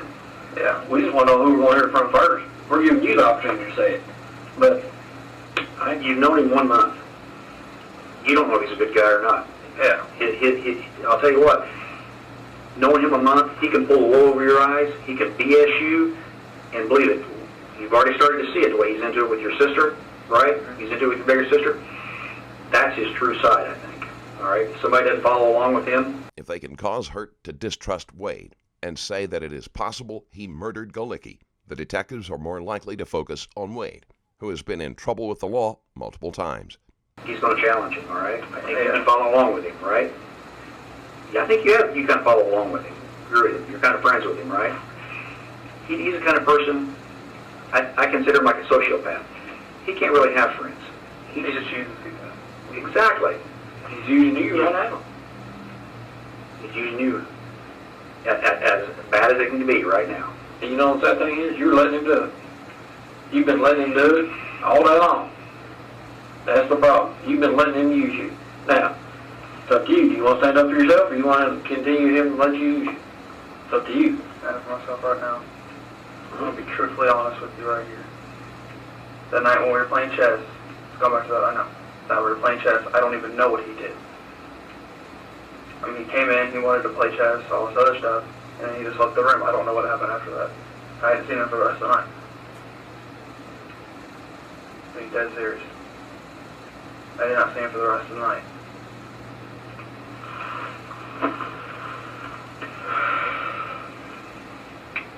Why do you do this? Why do you do this? I'm getting so ticked off. You know what? When I talked to you the other night, you seem like a good kid that maybe have made a mistake. You don't understand how big a mistake you're making now. Your whole life hinges on this. Being truthful. Your whole life hinges on this. I know it does. No, you apparently are not getting it. Because when you lean up and say, you know what, I'm going to be truthful with you right now, I'm going to tell you everything, and then you turn around and say, well, I don't remember nothing. What's that? That ain't being truthful. That is not being truthful at all. You sat there and told me, all right, he went to his room earlier, I know that, he didn't come back out and everything else, and then later on, your story earlier was, I went to bed and I heard Harley's door shut. That's exactly what you told me, in the car. You said, you know, I heard it, he went to bed shortly after I did because I heard his door shut. Because I asked you, well, how did you know he went to bed after you did? Because I heard his door shut. That's what you told me earlier in the car. But now you're saying, Harley went to bed and I never seen you the rest of the night. Okay, you're getting there, and then, you know what, I'm trying to, like, push myself to the side here. I don't know what happened. I wasn't there that night. You're singling yourself out is what you're doing. That's all you're doing right now. Okay? That's not helping you out. Okay? All you're saying is that I went to bed. Okay? That ain't saying anything. That's not going to get you out of this fire. You understand that? Yes. Okay? You are in the fire. The only thing that's going to save you is we find out what happened to Mark. That's it. And, hey, you know what? What if Harley comes in here and says, you know, man, this will happen. I woke up, got up, walked downstairs, or, you know, they was in there playing chess, I walked up, they was going to go out the back door, man, you know, William shoved him down the steps and beat the piss out of him.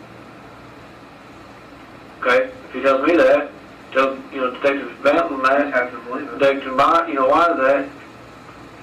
12 people on a jury that, everything else. You have to believe it because what I've told you constantly took myself a whole.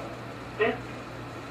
So, the only thing that's not, you know, that's going to save you is you tell us what happened and then we can prove it with evidence, stories, and collaboration, okay? That's the only thing that's going to save you. You understand this? Mm-hmm. Because it's going to be your word, I can guarantee against Harley's word. I can guarantee it. Because of his record and what he's done. No, because he's going to crack. He's going to sit here and tell us what happened. And he's going to implicate you in this somehow.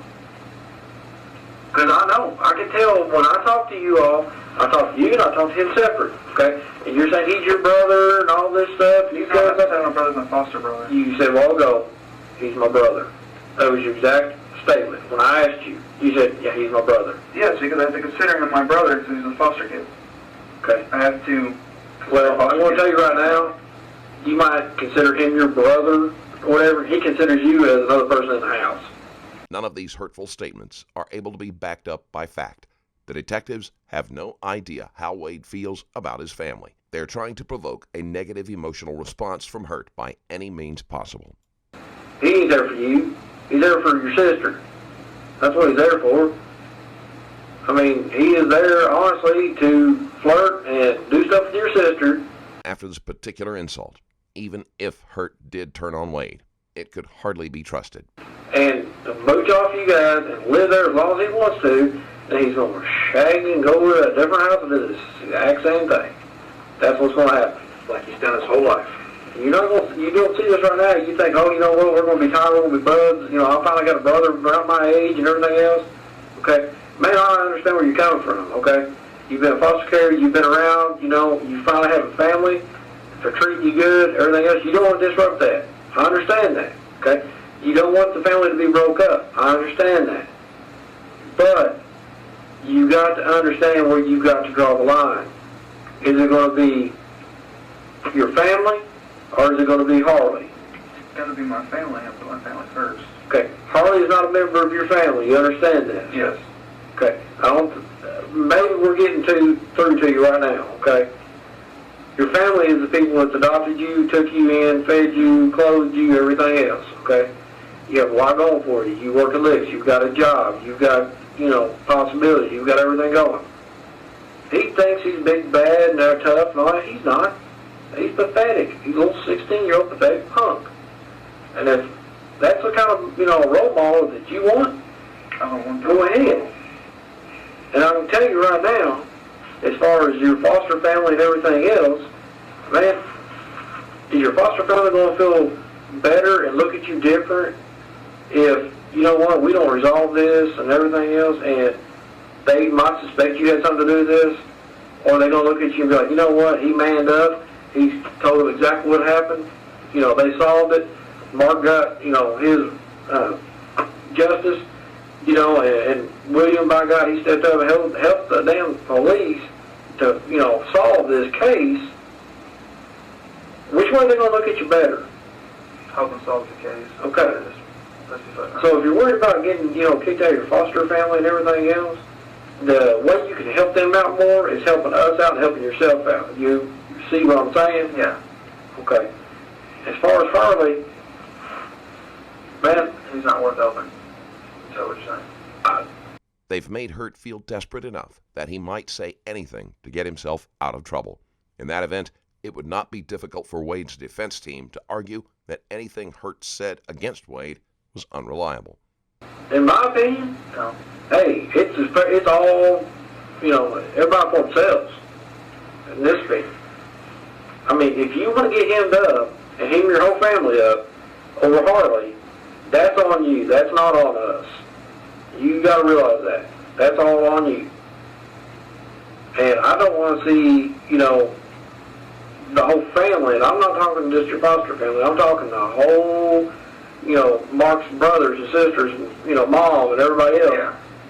I don't want to see you hem all them up by some stupid mistake of you withholding information or you keeping something to yourself because you're trying to protect somebody.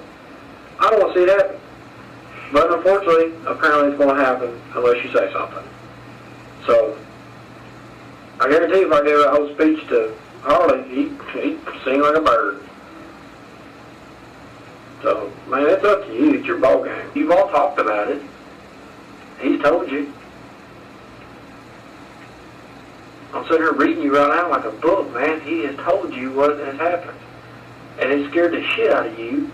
And you're just like, hey, man, you're right here like, what do I do? You're freaking out. You're going every which way. I understand that. That's exactly what I'm doing. I understand it, man. I've been there. I know. And you don't know which way to go. But I'm trying to tell you, Detective Allen is trying to tell you the way that you need to go. The way that you have to go for your sake, for your family's sake, for Mark's sake. We're telling you the right direction. Yes. You're the one that has to follow the way. You understand this? Yes. What has happened? What has Harley done? What has Harley talked about? What has happened? The only time he said something to me about this whole entire ordeal was when he talked to me about you.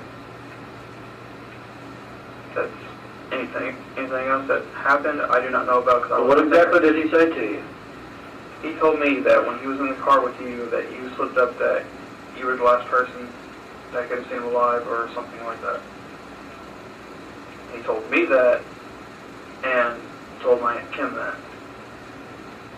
Because she didn't tell him that, or that. What was his exact words to you? Told me what, so I said, so what did he say to you?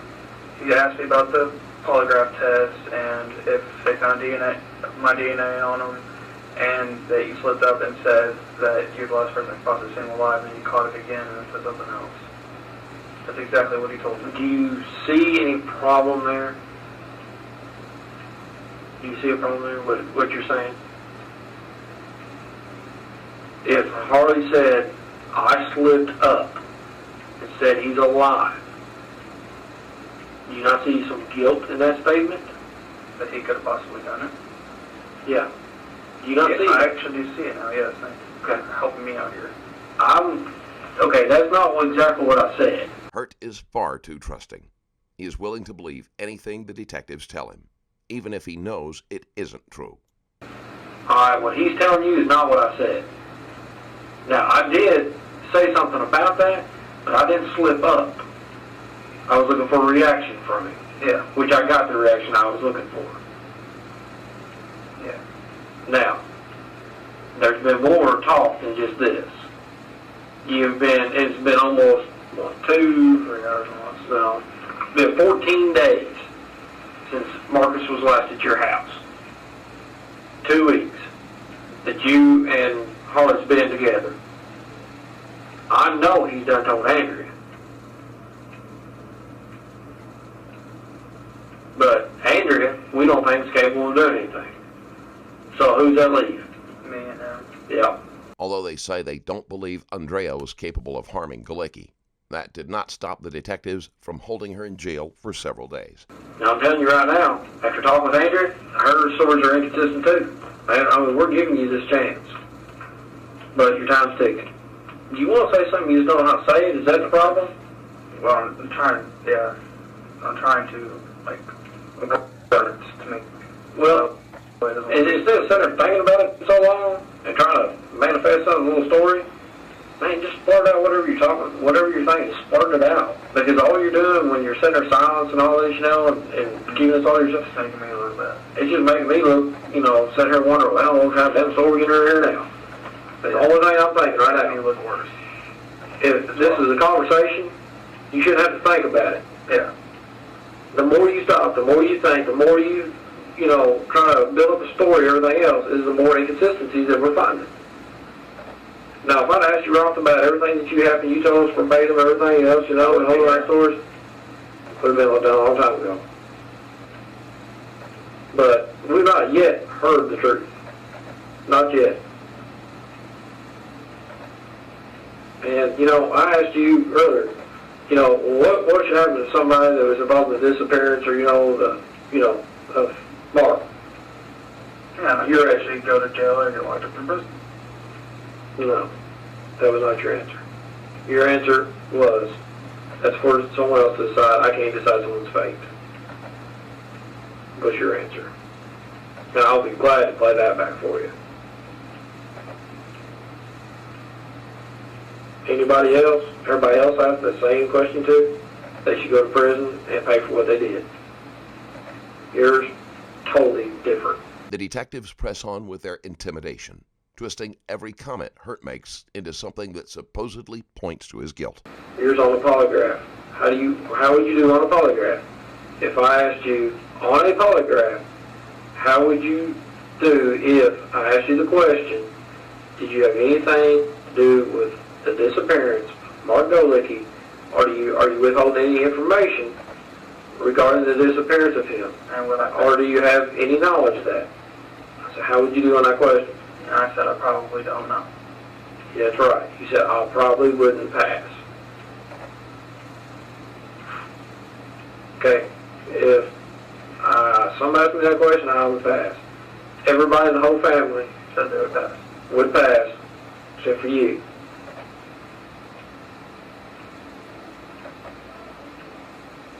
Man, I mean, it's fine with me. If you want to go down for Harley, I don't want to go down. y'all can share a cell together. We're just going to say that. If y'all want to be roomies in prison, that's fine. Y'all want to be roomies, try buds, whatever, but more power to you. If you're intimidated by him, if he's threatened you, drug you into something, then we can help you get up out of that. But as of right now, we can't help you because you're not helping us. I mean, that's what it boils down to.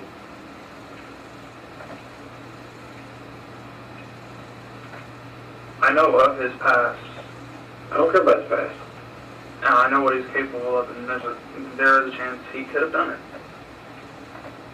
Or he could, or not could have done, he did do it. There's a chance of that, too.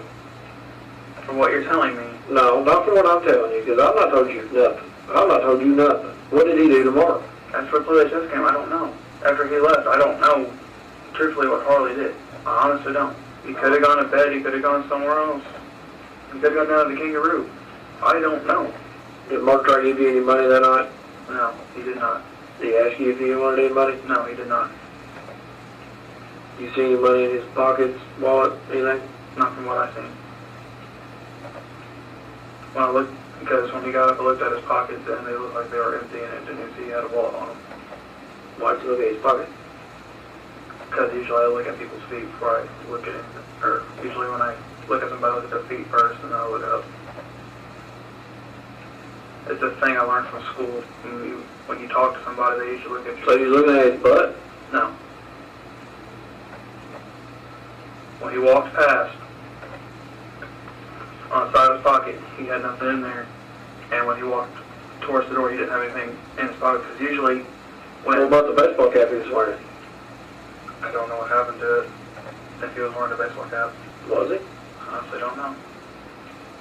Golicki had a baseball cap folded up in the pocket of his pants. He's wearing a baseball cap when you seen him at the kitchen table? He was wearing a baseball cap, and he left with it. I don't know what happened.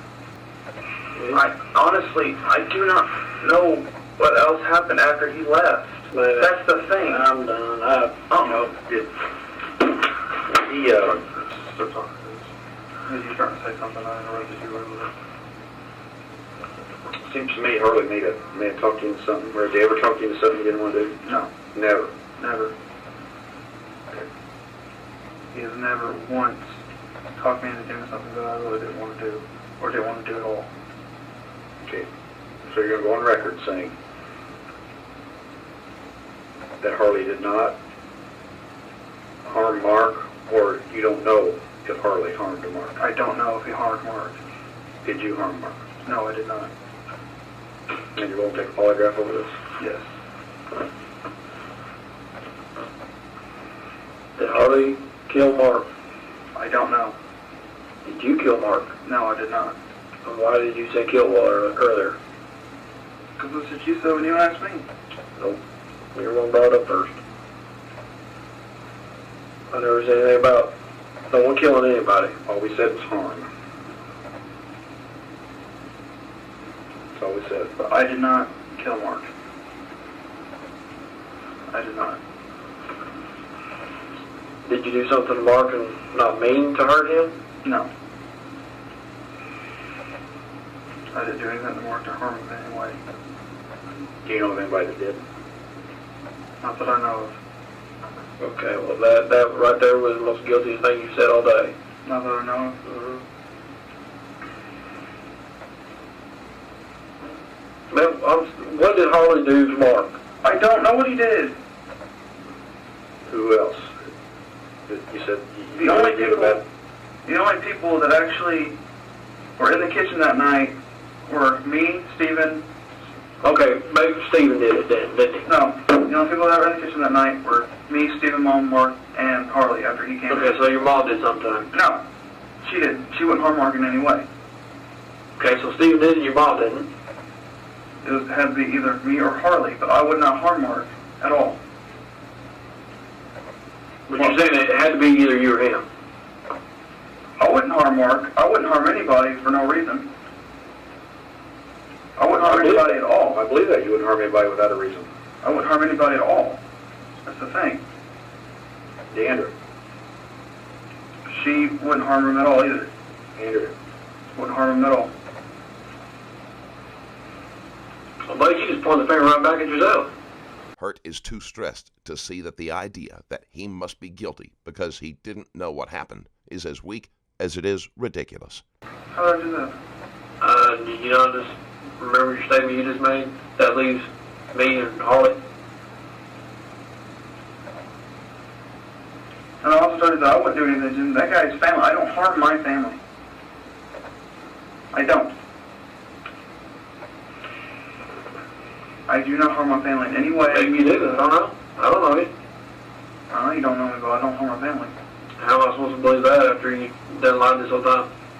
I'm telling the hard truth now. Oh, now you are. But a while ago you wasn't. Is that what you're saying? A while ago when I might have, I can't remember if I done anything to harm Marcus. What was that? That was me lying. Trying to sound like me covering up. But I did not harm Marcus in any way. So earlier you're lying to me about I don't know what I done, I could have harmed Marcus. That was a lie. Is that what you're trying to tell me now? Yes. I'm trying to tell you that now. The more Hurt tries to talk himself out of trouble and explain, the worse he makes himself sound. Some people do not do well in stressful interviews and end up coming across as guilty when they have done nothing wrong. Man, I am telling you that now. okay. I like to see you can't even convince 2 people, let alone 12 people about this story.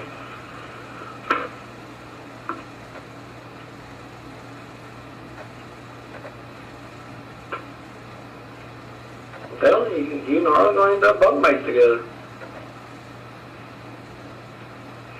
But I wouldn't kill a person either.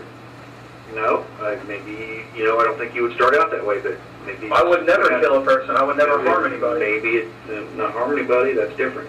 When I say harm, I don't mean kill. I mean, just do something to them. Things can get carried away. Somebody did it. Somebody hurt Mark. Somebody did hurt Mark, but that person was not me. It was nobody in my family. Okay, I mean, I'll So who hurt Mark then? It's like, I don't know. You just sat there and said, someone hurt Mark, but it was not me. That was your statement. Somebody hurt Mark. So therefore, or you would have said, I don't know who hurt Mark. You said that you agreed. You said somebody hurt Mark.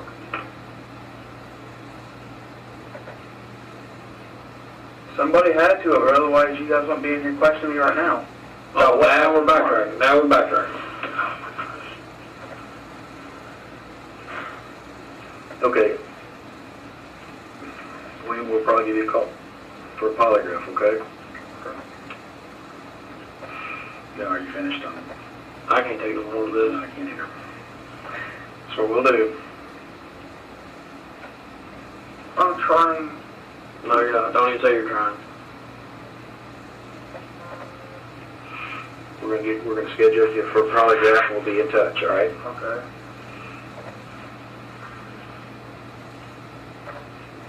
I can't help it to just know you know more than you're telling us.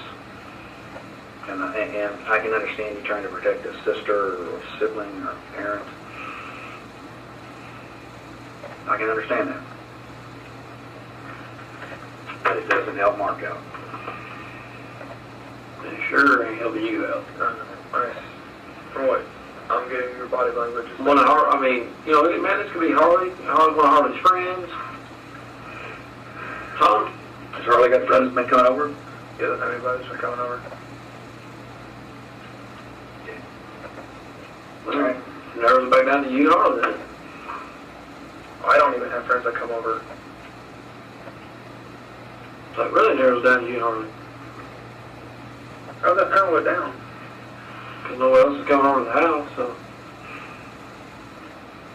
I don't have any friends come over. You don't have any friends come over. The only people who have friends come over are the girls and my little brother. Okay. You think your little brother has friends that would harm somebody? No. Think your sister? No. Okay, so now we're back to you and Harlan.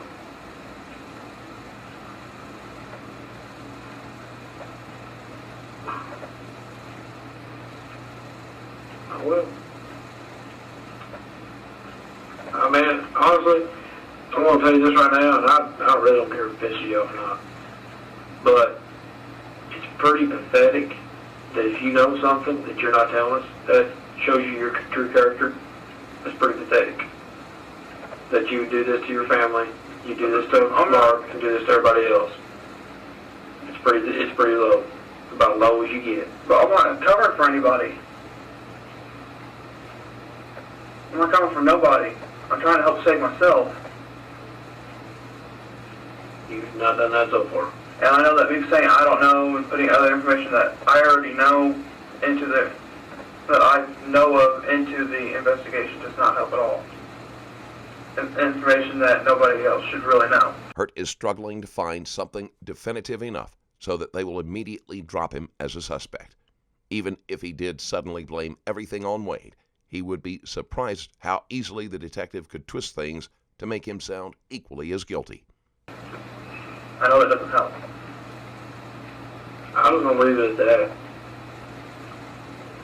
If you don't help Mark, and you do know, I want to help Mark. and you ain't going to help your family, and you ain't going to help, everybody grieve and get closure on this, it's on you, not on me.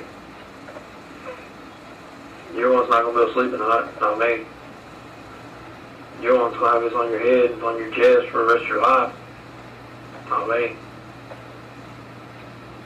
If you want it on your chest, on your head, and think about this the rest of your life, I mean, ever how long you live, it's all on you, it's not on me.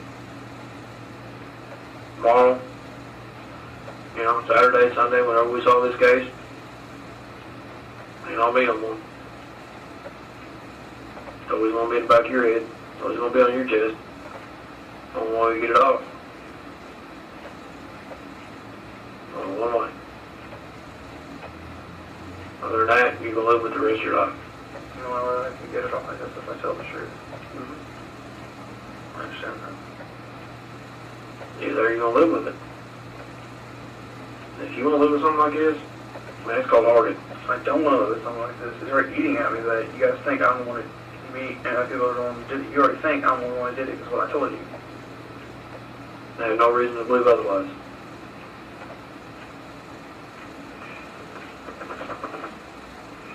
I know that you think that I did it.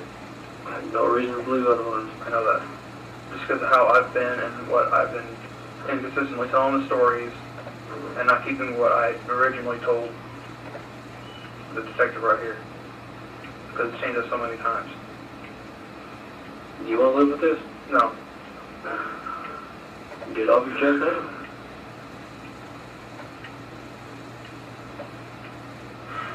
Don't why you can, man. I'm telling you, you gotta get off your chest now. When you leave here, man, it's gonna burn. God, it's gonna hurt. I mean, you're gonna feel just like, you're gonna feel miserable. You ain't gonna be able to live from day to day. You ain't gonna be able to sleep. You're gonna stay awake at night thinking about this. You ain't gonna be able to work right. You're gonna be thinking about this work. You could lose your job because you ain't doing your work right at work. All because you don't want to get this off your chest. That's all. That's what's gonna happen. So, you get this off your chest today, I guarantee you can walk out here a lot better than what you're doing right now. You're hurting right now. I can tell you, you're hurting. Yeah. Bad. That's by body language. Damn. I can tell you hurt until you walked in here. You've been wanting to say whatever. You've been wanting to say something for like the last 3 hours. But apparently you just don't know how, or you don't want to. I don't know. But if you think that, you feel weight, or you're going to feel weight if you tell on somebody, that weight is not going to be near as bad as the weight you're feeling on your chest right now. You're hurting bad. Man, I'm telling you, get off your chest. Quit hurting, man. You hurt yourself. Quit hurting. The detectives paint a grim picture and try to convince Hurt that the only way he can avoid that outcome is to confess. Well, I'm here for you right now. You understand that? Okay. Get it off your chest and quit hurting. It's burning, man. It's burning hard. Your head's hurting. Your chest is hurting. I ain't gonna think of you any different than I do right now, man. You tell me the truth, you get this off your chest. Don't think you're a man.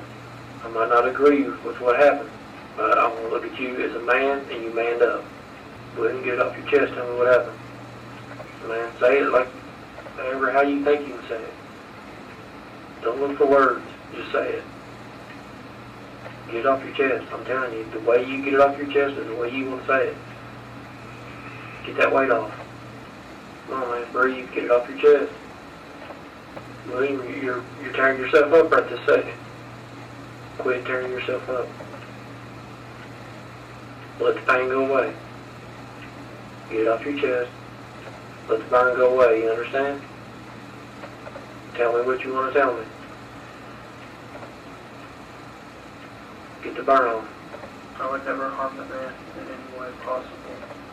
The man has always been there for me since I entered foster care. He's a very smart man, and he's intelligent, and he's in ways of him being harmed. I care about him. With the inch of my life, I would die for him if I had to. I did not do anything to harm Marcus Golicki. Telling the detectives how important Golicki was to him is not going to make them believe him.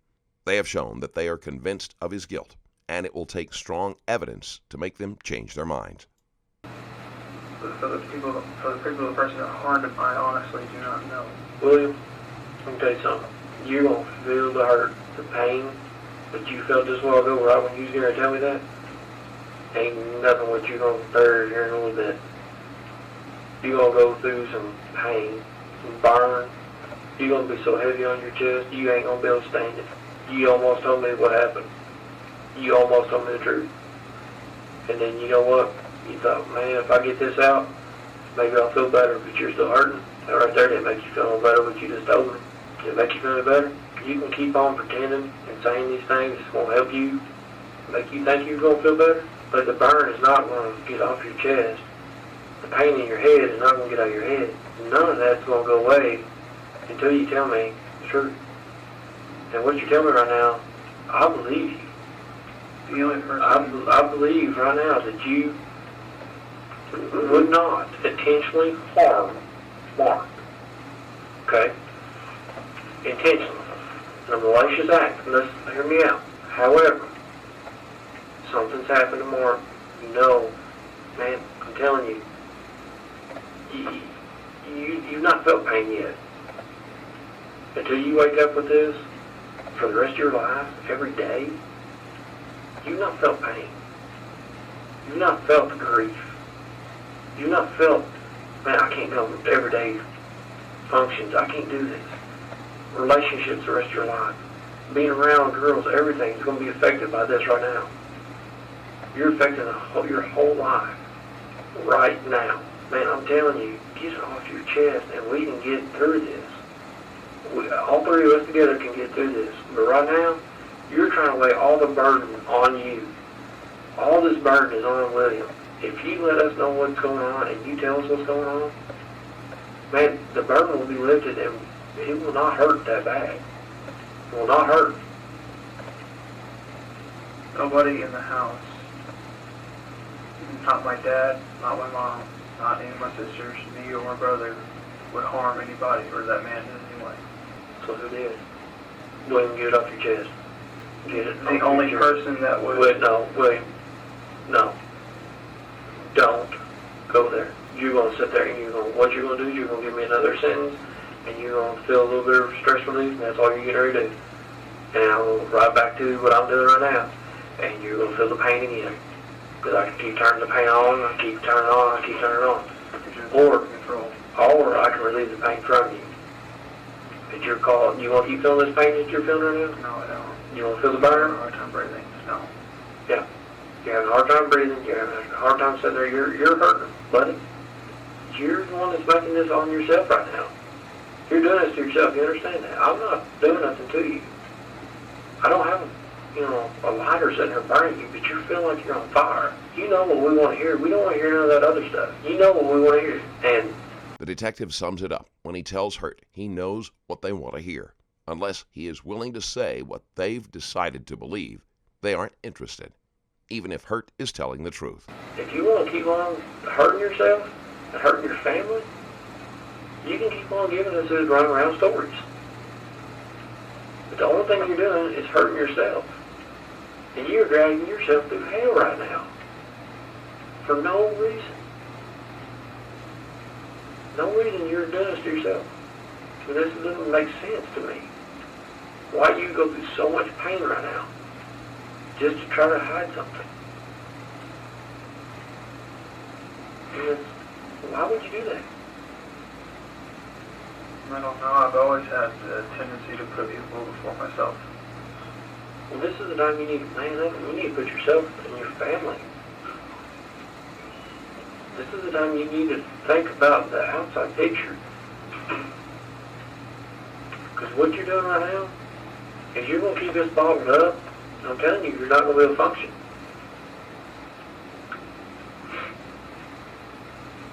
Do you want to live the rest of your life like this? No. Do you want to feel that burn every day? All night? No. Where you can't even eat? Every time you eat, man, that stomach hurts, everything else. Go to work, you want to be at work, be at work. Be constantly in the back of your head this whole time.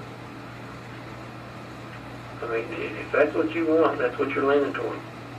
If you want to sit here and leave here, as soon as you get in that car, man, it's going to hit you like a ton of bricks. And it's going to hit you hard. Well, I'm trying to help you here, doing nothing to you. I don't have, a lighter sitting there burning you, but you feel like you're on fire. You know what we want to hear. We don't want to hear none of that other stuff. You know what we want to hear. And if you want to keep on hurting yourself and hurting your family, you can keep on giving us those round stories. But the only thing you're doing is hurting yourself. And you're dragging yourself through hell right now. For no reason. No reason you're doing this to yourself. And this doesn't make sense to me. Why do you go through so much pain right now? Just to try to hide something. And why would you do that? I don't know. I've always had the tendency to put people before myself. Well, this is the time you need to man up and you need to put yourself and your family. This is the time you need to think about the outside picture. Because what you're doing right now... They have briefly switched from intimidating Hurt to using a softer approach, as if they are looking out for his best interests. If you're going to keep this bottled up, I'm telling you, you're not going to be able to function.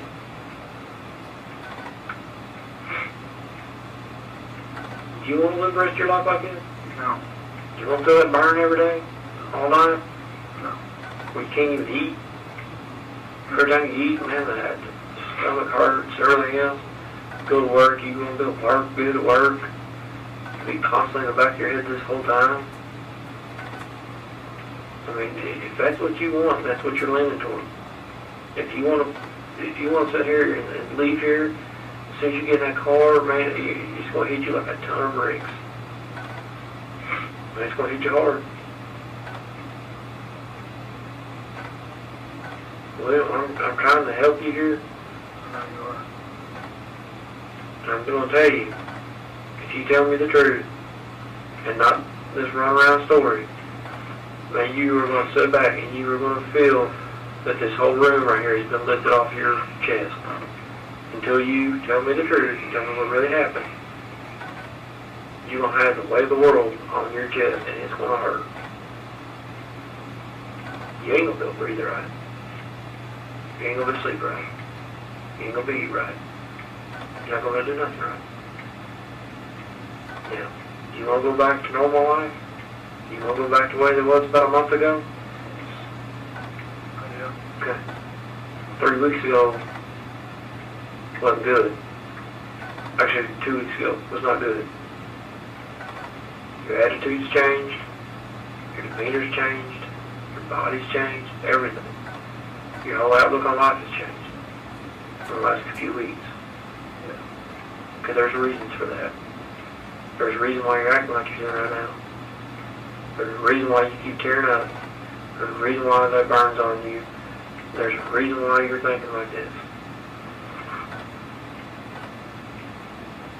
And we know the reason. Okay? Now, man to man, you know, don't think of me as a detective or anything else. Think man to man here. Okay? I know you're scared. Okay? I know this. I'm willing to do what I can. Okay? To help you. I do not want to see you scared the rest of your life. I do not want to see you hurting anymore. Your family does not want to see you hurting. Mark is up in heaven now. He's looking down at you. He does not want to see you hurting anymore. Okay? None of us here wants to see the pain that you're going through and you're feeling right now. It's almost hurting me to see the pain that you're living with right now. You need to get this off your chest. You need to relieve the pain. You need to tell us so we can get closure. We have to have closure for the family. You need closure. Everyone needs closure. Mark needs closure in this case. We're the only people that can talk for Mark right now. Mark's not here with us no more. Only we can talk.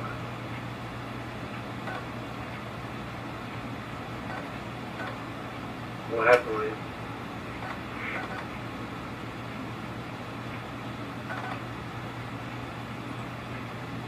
The only person who could have done it. William, I don't want to hear that. I want to hear the truth. Okay? Man, I'm telling you, you're so close to getting this off your chest. You're so close to getting that pain off. You're so close to getting this pressure off you. Get it off your chest, man. Don't feel the burn anymore. Don't feel this pain. I'm telling you, get it off your chest. Don't do this to yourself. Don't do this to your family. Don't do this to Mark. Get this off your chest. Nobody in the family would harm Mark in any way. Get it off your chest. The only person who's not considered any part of the family is Harley. What does Harley do? That I do not know. Do you want to live with this burn? One of the most upsetting things about this interview is how obviously Hurt believes they are trying to help him and how much he trusts them to be honest. I don't know what Harley did. It was him. Because from what I'm getting, it's a good chance that it was. Just by what way you're telling me. No, it's what you're telling me by the way you're tearing up and the burns that you're feeling in the body language.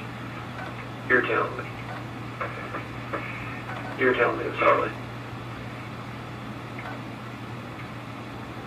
What did Harley do? Don't say you don't know. Don't say you don't know. Answer my question. What did Harley do? You almost said it right there with your hands. What did he do?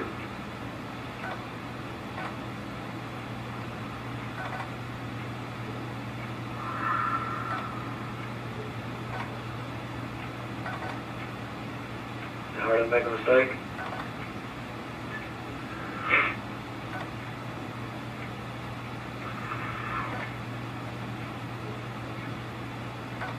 William, what did Harley do? You've already told me he did something because you said nobody in your family would do anything. You've already done told me that he did it. What did he do?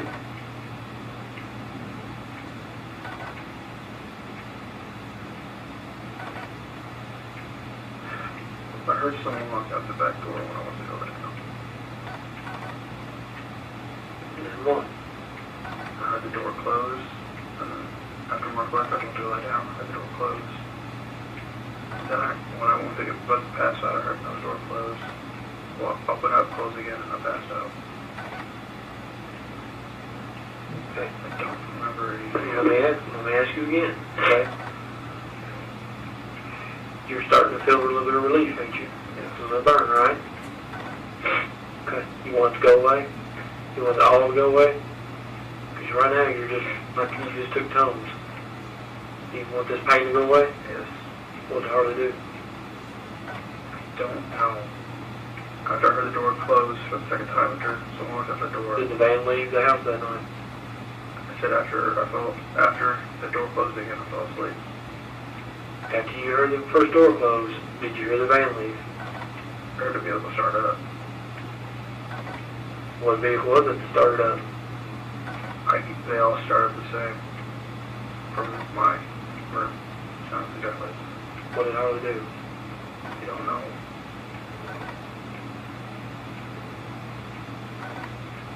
Well, you know as well as I do what Harley did. Would not be you sitting here talking right now.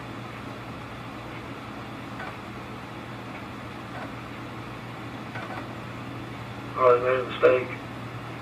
He didn't. It was an accident, whatever it is. You gotta live with that. You don't have to live with this no more. But you're gonna try to continue to live with it.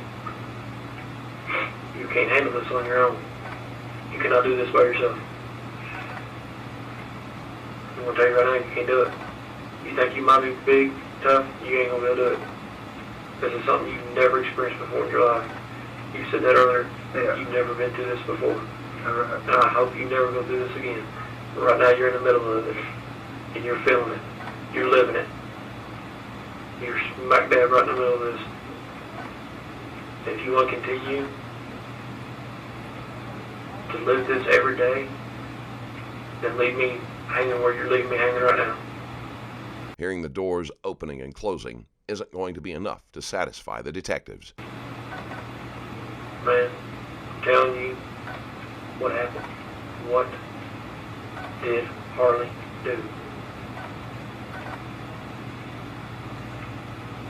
All I know is I heard a vehicle start up, and then I left. Did you leave with that vehicle? No, I did not. Who left with the vehicle? That would have been somebody else. Who left with the vehicle? Who left in that vehicle? You know who left in the vehicle. I know you know, because you're trying to tell me right now, but it's not coming out your mouth. Who left in that vehicle?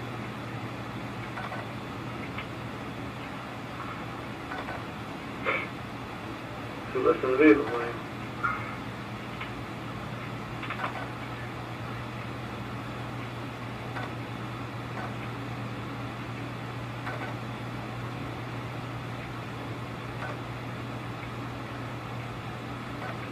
Who left in the vehicle? What happened? He took off. What happened? That was it. What happened to Mark? I don't know what happened to Mark. What do you think happened to Mark? I think that he got beat up got beat to an inch of his life and was left for dead forever. Why are you assuming this? Is that what Harley said?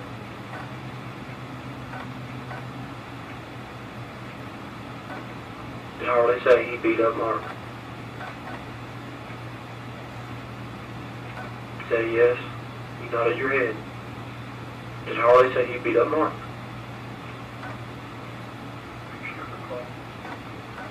William? Simple question. Did Harley say he beat up Mark? Simple question.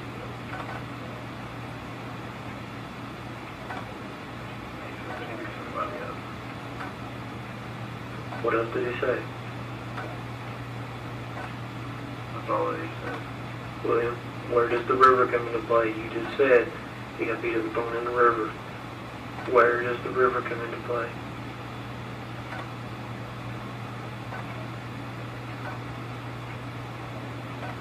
Get it off your chest, William. Get it off your chest.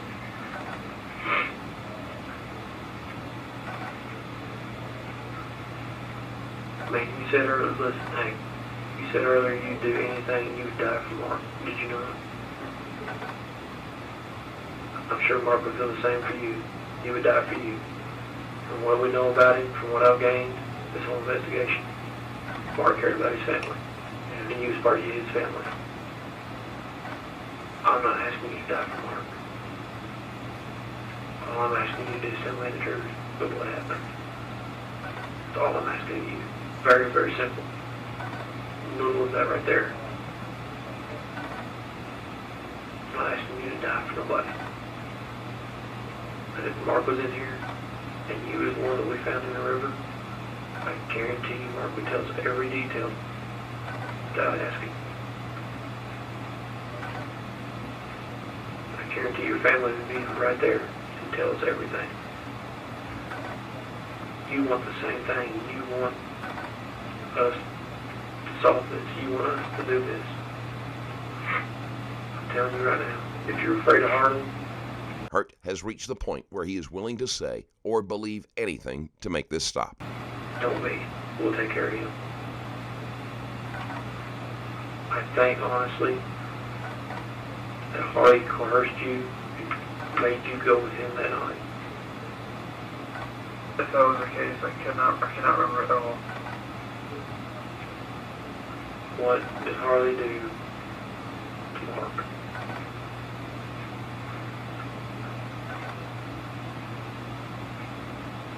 William, you're right there, buddy. What did he do?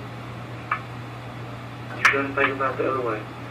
This was Mark, and we're interviewing Mark right now. Somebody hurt you, hurt your little sister, hurt anyone in your family. You know what Mark would be doing. He'd be telling us everything. All I'm asking is for you to do the exact same thing. Return the favor that Mark can't give you no more. Return the favor that we're trying to get for Mark. We're trying to do this for Mark. Help us.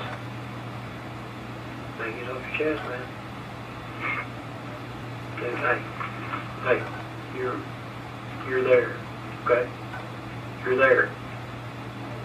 The burn is starting to come off. You're still having a hard time breathing right now. Flip it up. Lift it up some, yeah, that's what I'm saying. The burn is starting to lift up off things. Still burning there though. Still pressure. Okay. Get it out. Get the rest way out. If Harley made you go to the river or whatever, man, we can work with this.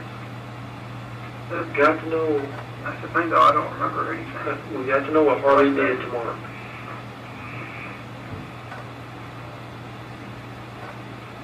Do it for Mark, man. Get this off your chest for Mark. You said you really cared about him. You said you'd die for him. Get this off your chest for him.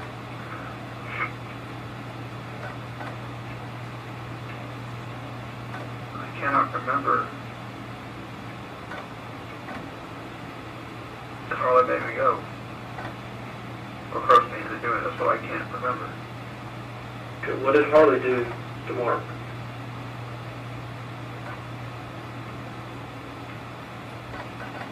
Tell me what he did to Mark.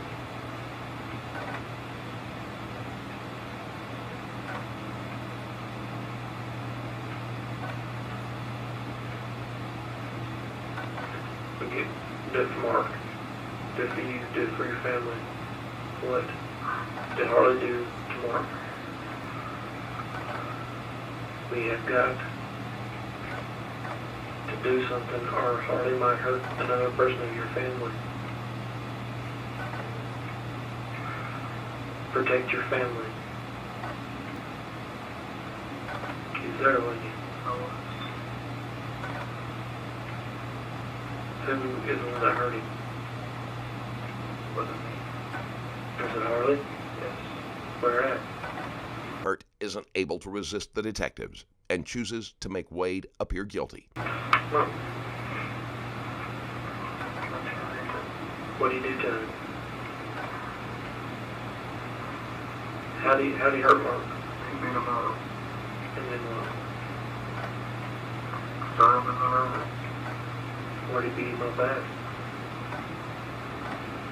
You know as well as I do, Mark wasn't the type to get in the vehicle. He was hurt before he got in that vehicle.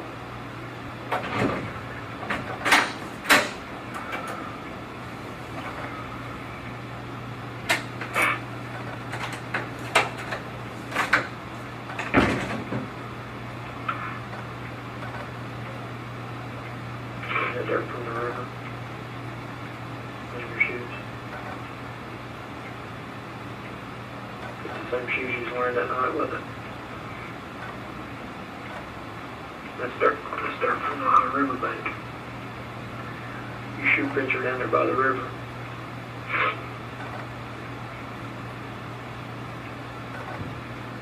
William,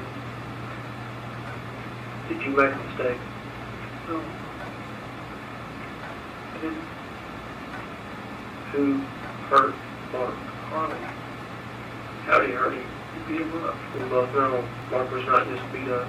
In fact, Golicki wasn't beaten at all. There's more to it.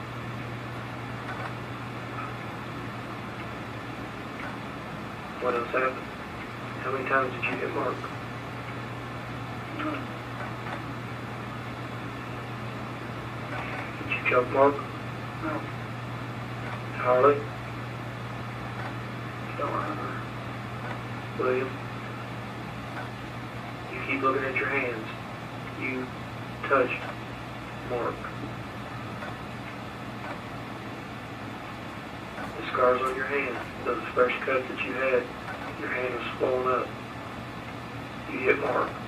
The marks on Hurt's hands have already been explained, and Golicki did not have any injuries consistent with being struck. Did you hit Mark? I don't remember. William, you didn't remember. Did you choke Mark? I don't remember.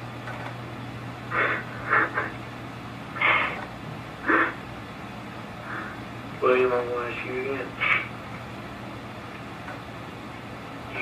When I asked you if you hit Mark, you pretty well said yes with your body language.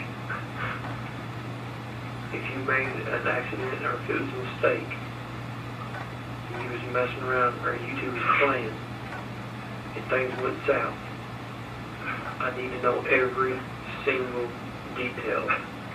I don't remember. William, you do remember. You're trying not to remember. You're trying to shut it out, but you can't. I'm trying my best to recall it. You're looking at your hands. Okay? This is the hand that you hit Mark with. How many times did you hit Mark? I don't know. More than once? It had been 5? It had to have been because my head would have been swollen. So how many times were you hitting that in the face? The face or in the torso. Who kicked him? I don't kick people. Did Harley kick him? Yes. Why?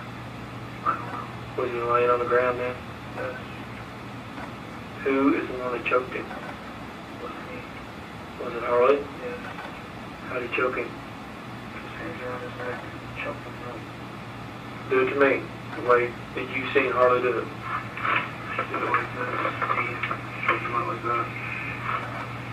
So he choked him from the front. Yes. Where did he choke him at? Where did this take place at? Well, man, I know you remember. It had to have been down by my house. Yeah. You said that we had the van. Yeah. I said it wasn't that far away from my house. Did Mark leave and then you guys got in the van and chased him down or what? When he left, I went downstairs and I laid down. And I don't know what else happened. You've already told me what's happened. Where did you guys beat Mark up at? Was it on Bacon Riverside? No, don't ask me. Where did you beat Mark up at? Kangaroo. Was it at the Kangaroo? He said you had my face on the video. He said that where did you beat Mark up at? It had to be by the house. Because we couldn't have gotten that far by the time that I went upstairs. How did Mark get in the van? Golicki was not in the van. It was searched thoroughly, and no forensic evidence was found. How? After we get him up, How'd you force him in? put him in the Where at in the van? backseat. Was he unconscious? Yes. Was he limp? Yes. Was he already dead at that point? No. How do you know he wasn't dead? I don't. Was he making any noises? But I don't recall. Was he gurgling? Was he saying anything? No. Who took his wallet? I didn't. Where's his wallet at now? I have no clue. Did Harley take his wallet? I don't remember. One of you all withdraw money from his account. I have my own account, but I don't want to have with me. Does Harley have his wallet? I don't know if Riley has a wallet or not. Does Harley have Mark's wallet? Yes. Where's it at?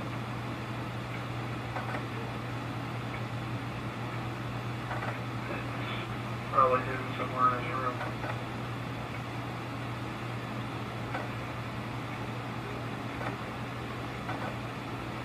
When you guys went to the river and threw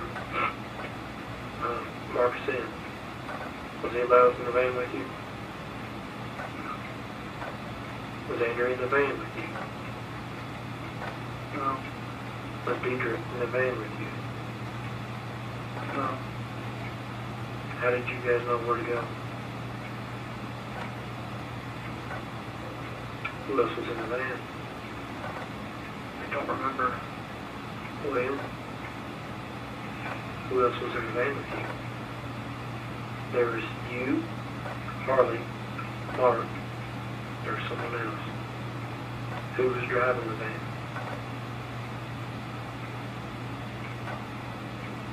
Only two people that drive the van are mom and my sister. Was Deidre driving the van that night?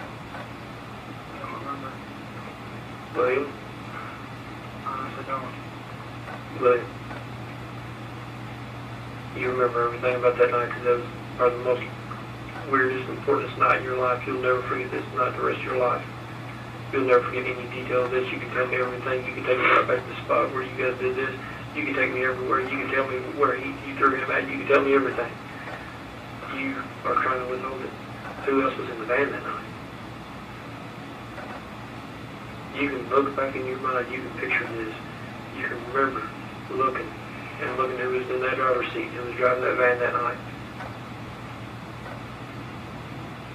Who was driving the van?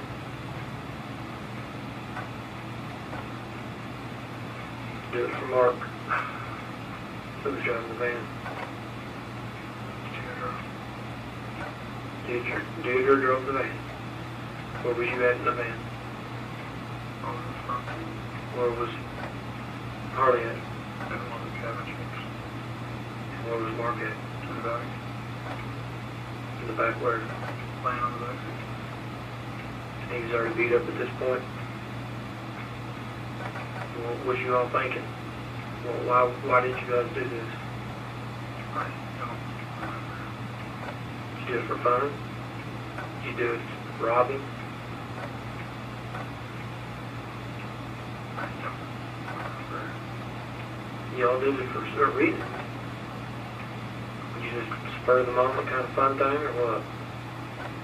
I wouldn't do anything that hurt anybody or do it for, just for fun. Okay, so would you after his money because he had money? I didn't know he had money at that point. Okay, then why would you hit him? Who's the one that picked him up out of the van and threw him in the river? Is this going to take more than just Harley? You by yourself? No, it wasn't Mr. Harley. He was the strongest. What was Deidre doing? Driving the van. She didn't get out. Hell, No. what happened to his water bottle that he had? The coffee bottle. They don't know. Who's the one that shoved the hat in his pocket? Who's the one that shoved his hat in his pocket? Harley.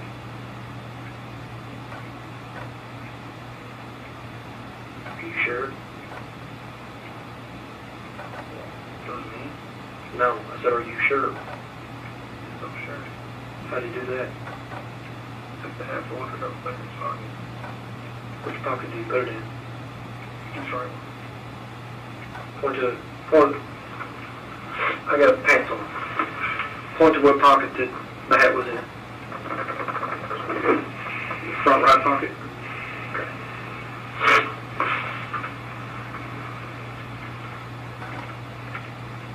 Do you think this got out of hand? Yeah.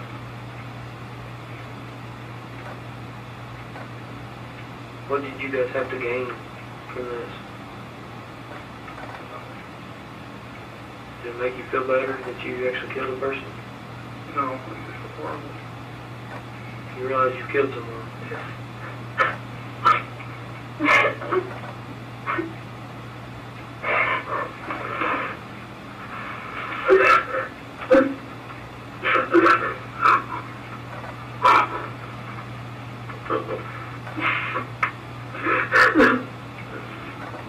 That makes me feel like shit. I never dreamed of killing a person at all.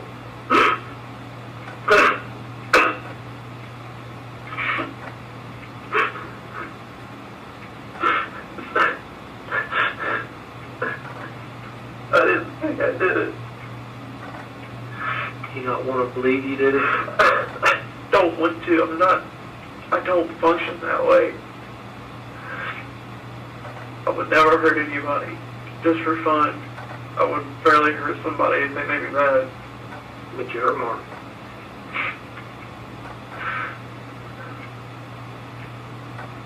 What about Deidre? Did she hurt him? I don't know.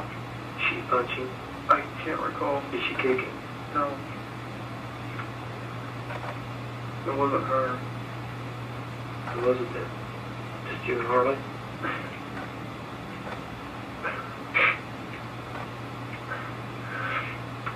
I know what you told me is a lie. Okay? It hurt. And the fact I know I killed somebody doesn't help. But the weight, there's not a lot of weight lifted off you right now. But deep down, you feel better from the pain. Where, yes, this did happen. Hurt has just damaged himself in a way that is going to cause himself and his family a legal tangle that will be difficult to navigate. Once someone has confessed, it is almost impossible to take it back. Is there anything else you want to say? Do you have any more questions? Yeah, I think what we'll do, let's go through it step by step and tell what happened, okay? All right. You know, more in detail as to what happened, okay? You guys were playing chess. Start from there. What went on? Me and Mark were playing chess, and Harley came in and begged me that he could beat us off our chess, and I told him that we would play the next game. About 20 to 25 minutes after we got in the game, Mark ended it. He surrendered because he couldn't see the board anymore. Right. Then after that, he walked over to the sink, washed out his macaroni salad bowl, put an instant coffee container, filled it up with water. Okay. Spun it around, drank some of it, that he was leaving. I shook his hand, watched him leave, I went downstairs. I got woke up by Harley, said something about going out doing something.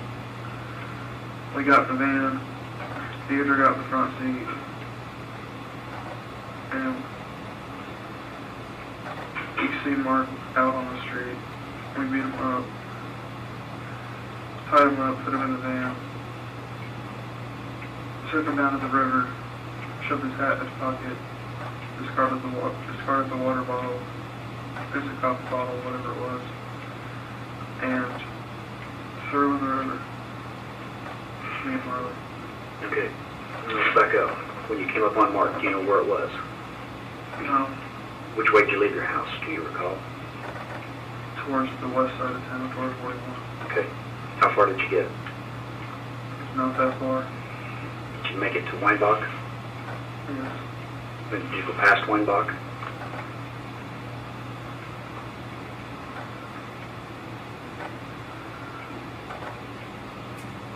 Yes. Okay, how far? Not that far past my block. Okay. Go ahead and go into detail to clarify it for everybody, okay? Clarify. But who said what?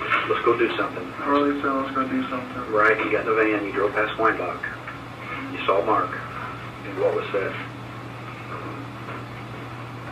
I can't remember. You know, about what was said? Doesn't have to be exact. I can't remember what was said. Why did you guys decide to stop? Like we see Mark on the street, we were to say hi, and then it started to get out of hand. No, see, there's where I'm confused. We got to be very clear on this. It started getting out of hand. How did it get out of hand? How many hits did it take for him to lay down? 2 or 3. 2 or 3, and then you guys kept hitting him a few more times? And then Harley started choking him. And how did he do it? If I lay on the ground, would you show me how? What was exactly done? I think that's a good idea. That way we'll get it down. That'll be more clear for us. Don't lay down. Right. Now, was Mark covered up at the time? Covered up. Was he trying to cover up from being hit? Yeah. Okay. So take my arms and do like how Mark was doing on the We got him ground. like this. Like this? Yeah. Okay. And then Harley, he came around.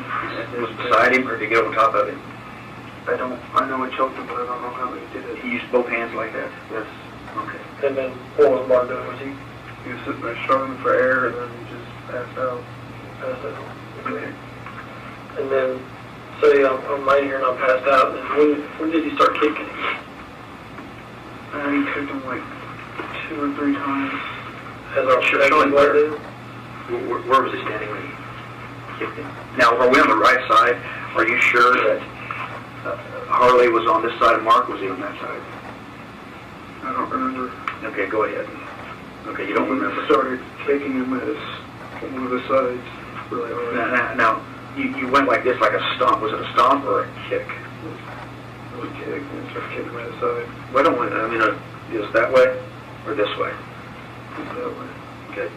How many times did he kick him? A couple. What was he saying when he was kicking him? I don't know. Didn't get up, anything like that? I don't He remember. was in there for...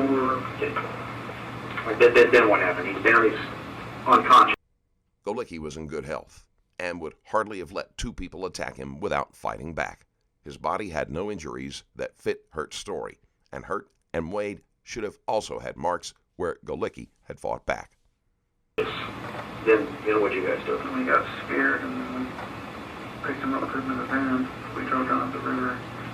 Under the river. Let's slow up. You put him in the van, in the front seat, captain seats, Put him in the back. the third seat. Yeah. Did you lay him down in the back, or actually in the seat? Actually in the seat. Okay. Because it would have been easy for him to get out if he was just sitting in the lane. I'm under. Because when we looked out down, someone But we all grabbed him. Harley. Okay. And Dieter helped. I don't know if she did or not. Okay. But she, or you guys put him in the van. He was laying down sideways in the van, or what? Okay. Okay, I'm sorry. Here's your van. Okay, but driver's side, passenger side, 2 seats. 2 seats. We go driver, passenger, 2 cabin, and a 3 seat in the back. Right. 2 seats, and then 3-way in the back. Okay. Where was he at? Which seat? Middle seat. Middle seat.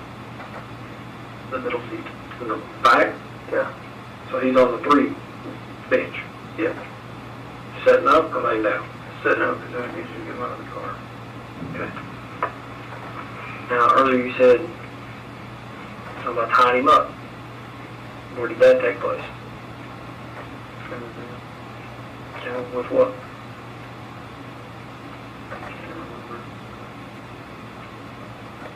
on her, or is that just tied up? The car in the river. Who tied him up?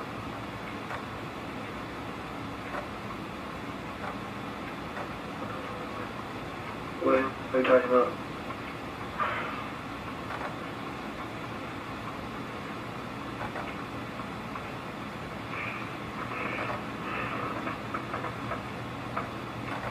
Was it Andrea? I don't know who was into. I think she was there. She was there, wasn't she? She was there. William, hey, you been honest with me. It was Andrew was in the van. How was it? I don't know. Okay, you remember what I was telling you? You can remember every detail of this night. How long I had talked to you before you said teenagers driving? It was probably about 20 minutes. And you said Harley was in there, you was in there. Okay. Andrew? Oh, well, she was in there. But we trying, man, I'm telling you, you're not protecting nobody. You're not protecting nobody. Was Andrew in the van? She was? Where was she sitting at? In the middle of the cabin. In between the cabin seats. Okay. Did she hit Mark? I don't know if she did or not. I can't recall that. The only two I can recall hitting him was the one. Who tied him up? William, who tied him up? There were no sheets in the van with Galicki when he was found or anywhere else in the area. Sheets. How did sheets get in the van? They were already there. How'd you tie him up? Tie him like this one. Try to stick together. Okay. That's what I like. What color are the sheets? I don't know the necessary color. Did you tie him tight or loose or? Okay. Did he ever regain consciousness or kick or fight again? Or try to get it? Didn't. Alright. Alright, so now we've got him located in the van. And then what'd you guys decide to do at that point? We were scared, so we didn't get him. No, you're skipping a lot. You're skipping a lot. You guys are in there. You got to be talking. You got to be telling something. You got to be planning something on what to do here. You guys realize probably you've done something that was a mistake, and you don't want to get caught. What do you do? What do you guys talk about? We got it up the body somewhere. That's what you talked about. And then where'd you go? Or who came up with the idea? Just down there in the river. To hide the body somewhere. To hide the body. Okay. Who came up with the idea to put him in the river? William, whose idea was it? And you're telling me everything. You're telling me the truth. There are several things wrong with this part of Hurt's story. No cameras in the area show the van. The location where Hurt says they put Galicki in the river is downstream from where he was found, meaning he would have had to float against the current 4 to 6 miles, not even remotely possible. Whose idea was it to go dump him in the river? Or you guys dumped him at? Harley. Why was it Harley's idea to dump him there? Because we were saying that they were trying to find a place to dump the body, and you said easy place to dump the river. It's open area. Easy for them to toss in and get rid of the gun. Was it Harley's idea or someone else's?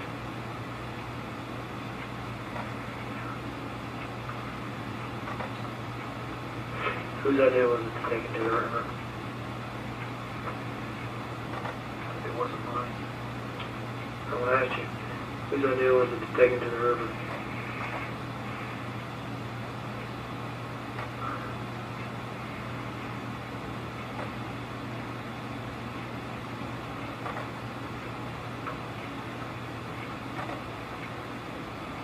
Wait.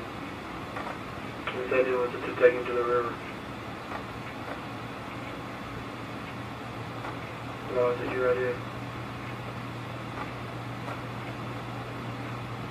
The easiest place to dump a body. Well, whose idea was it to take him to the river? Deirdre's. Why?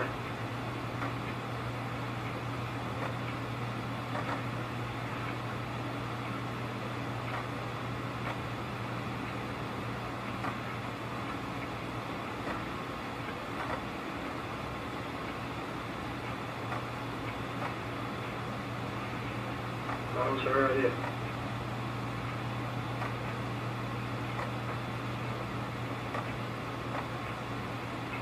Driving past that way. Yeah, she seemed nervous. She said, "What's up with the body?" Where did you go? Down past the, where the cars usually sit, a little further down that way. Near the rocks. Whereabouts? Where? Like, you know where the big rocks, the big dirt woods and all that. Not exactly. Can you drive right to the river there? And you have to get out and walk the body. You have to walk the body down like the hill, down the rocks to the river. Well, you guys set him in the river, or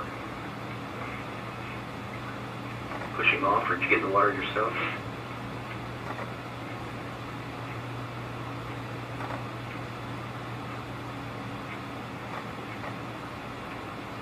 Got the shoe wet in the water, didn't you?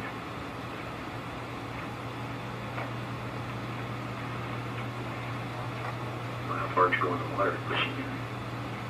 Not very far. It's just enough to step our feet in, walk out a little. Okay, that's a little ways. It's pretty heavy. Somebody else set down.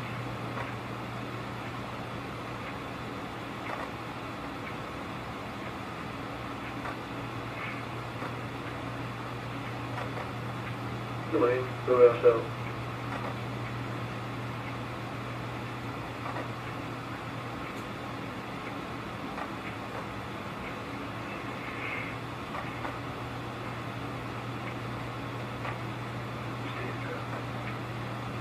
Yeah, where's Andrew at? What was Andrew saying about this whole deal?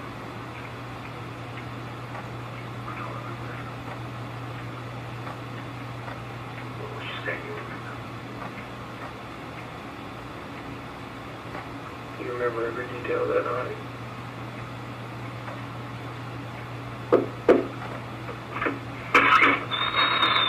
That's you.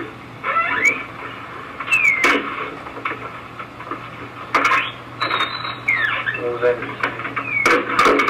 She was saying that we shouldn't have done that. We're going to get in a lot of trouble once they find out.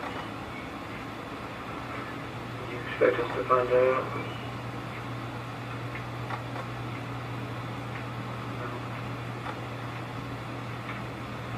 When you tied him up and you guys threw him in the river, where exactly do you all drive? Like, you go past the little hill when you first see it, like over here on the right, where that little area is. Right there, and you walk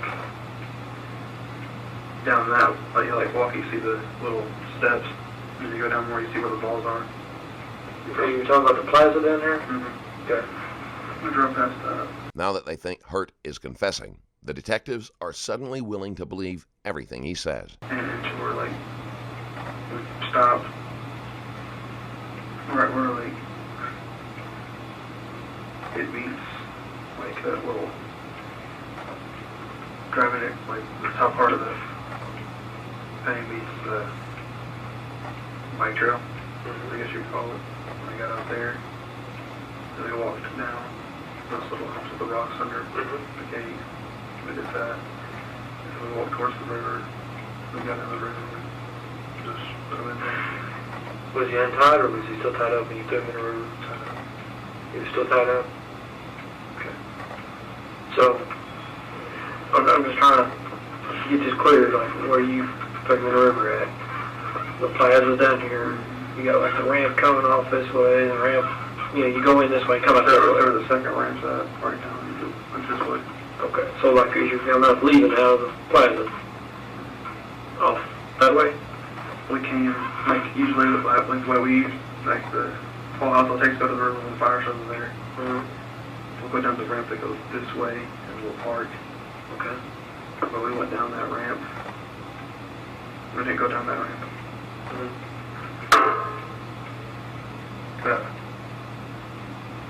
We drove past a little more, you know, where the grassy area meets the little biker trail. Mm-hmm. We stopped there with still in this little southern sidewalk and got out and walking down towards the river near like the rocks, Redwood area. And we got into the water, and then we just let them right down the river. When y'all put him in the river, was he floating? Or did he sink immediately? He floated, I believe. Which way did he float? That way. Toward the boat or away from the boat? You know where the boat's at, right up here. The release, you know, I'm sorry. Mm-hmm. We floated away from it. So he floated that way. How far did you watch him float? We all left. And then what happened? And then we got to the van. And we went home. Well, I mean, you didn't just go right home. What was said when you got all the way back in the van? Like how Andrew said that we're going to get caught for this. And how we're going to get in trouble when they find out. Or if they find out that you guys did. Mm-hmm. And we were all agreeing with it. And then we just started driving home really slowly.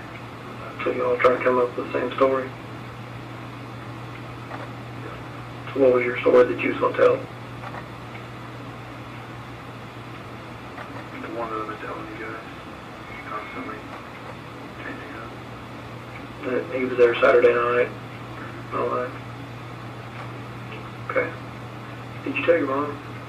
No, Who told your mom? I don't know. It wasn't me. Your mom knows. Does she not? She does now. Does your mom know what you all did before today? No.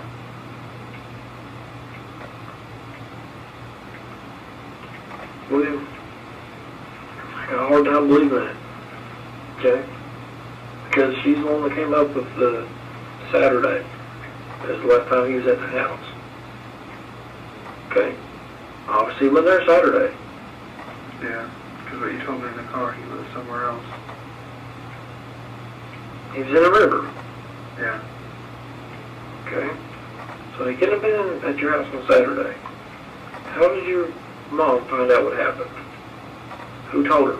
Hurt had not foreseen getting his mother involved, but he can think of no way to explain the discrepancy. I wanted to remind you once again, my new merch shop is up. StrangerLabel.com is full of relatable designs like the Unstable and the Mentally Checked Out t-shirts, as well as other cool items like the All-Seeing Beanie and the Stranger Socks. Every purchase helps support this channel, and you can even write me a short message on the purchase page. I'll be reading every single message that comes with any order, big or small. So head to StrangerLabel.com and get whatever you want. And with that said, let's get back into the case. Who told your mom what happened? Who told Debbie what happened? Who told Debbie what happened? Why did he tell her?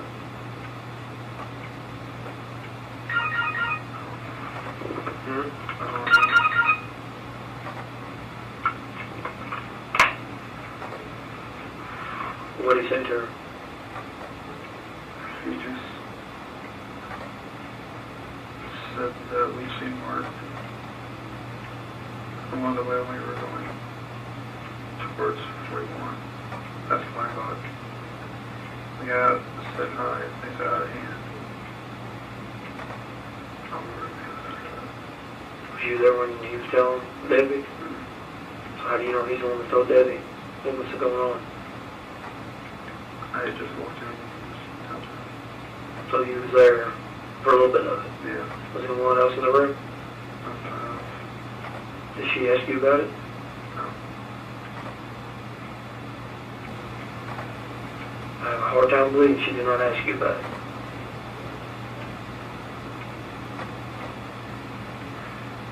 What did Debbie say? She asked what all happened. And what did you tell her? I told her what all happened. Did you tell her that you guys beat him up there in the river? Yes. And what did she say?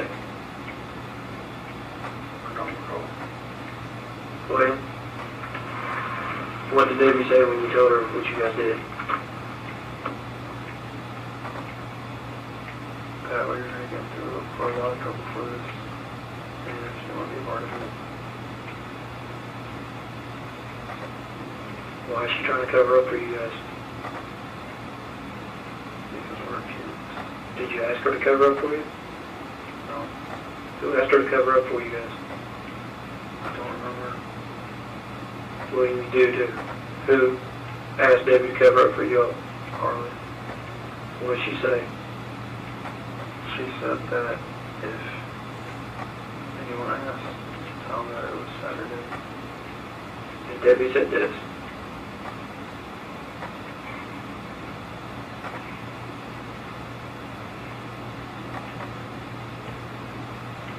William, I asked you a question.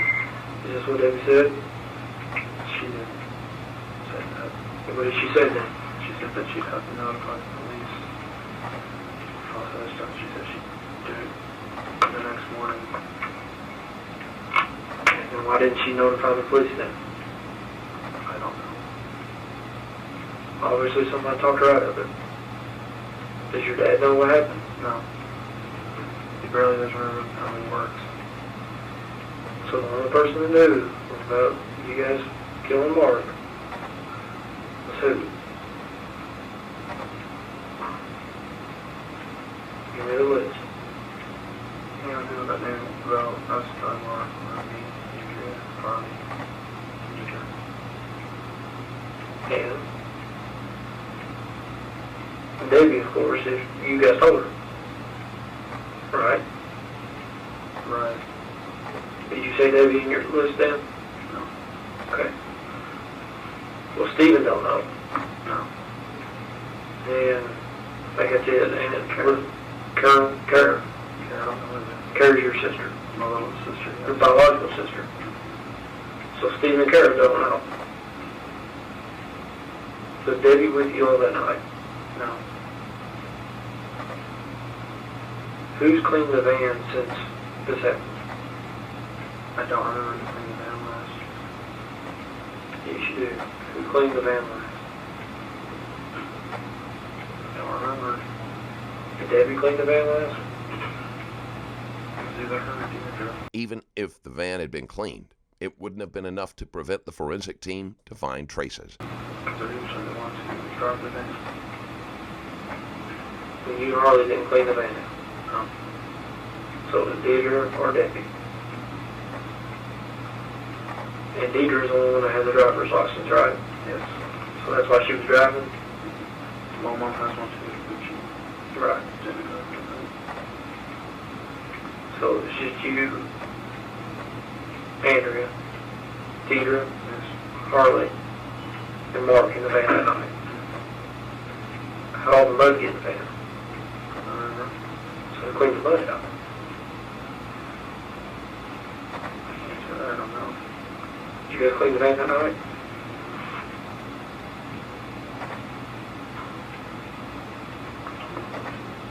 William, did you guys try to clean the van out that night? Yes. Where'd you go clean the van out at? We stopped at the gas station. And did it back of it. What gas station? The kangaroo way down Riverside Tower. The Kangaroo down by 41 off Riverside. Yes. They got like a driving car wash thing. No, they got the shop vac kind of thing. They don't have a car wash? So who washed the van? I don't remember. You guys washed the van that night? No. About what time did you guys return home? About 2, 3. Was it 2 or 3? It was 2 or 3 o'clock. Was it 2 or was it 3? There's an hour difference there, man. It had to have been at least 2:30. Was it 2:30? Then what happened when y'all got home? We started talking out in the van, and then we told each other that we would not say anything. And then we went inside, went to our rooms.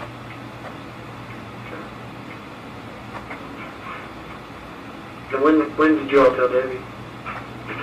I don't remember. Next day? That night? It wouldn't have been that night because she was in bed. Next day? Yeah, it had been because she was in bed 12 o'clock the other night.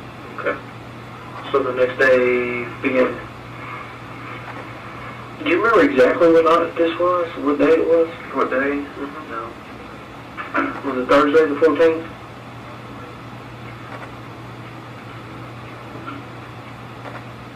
I can't remember. Honestly, can't.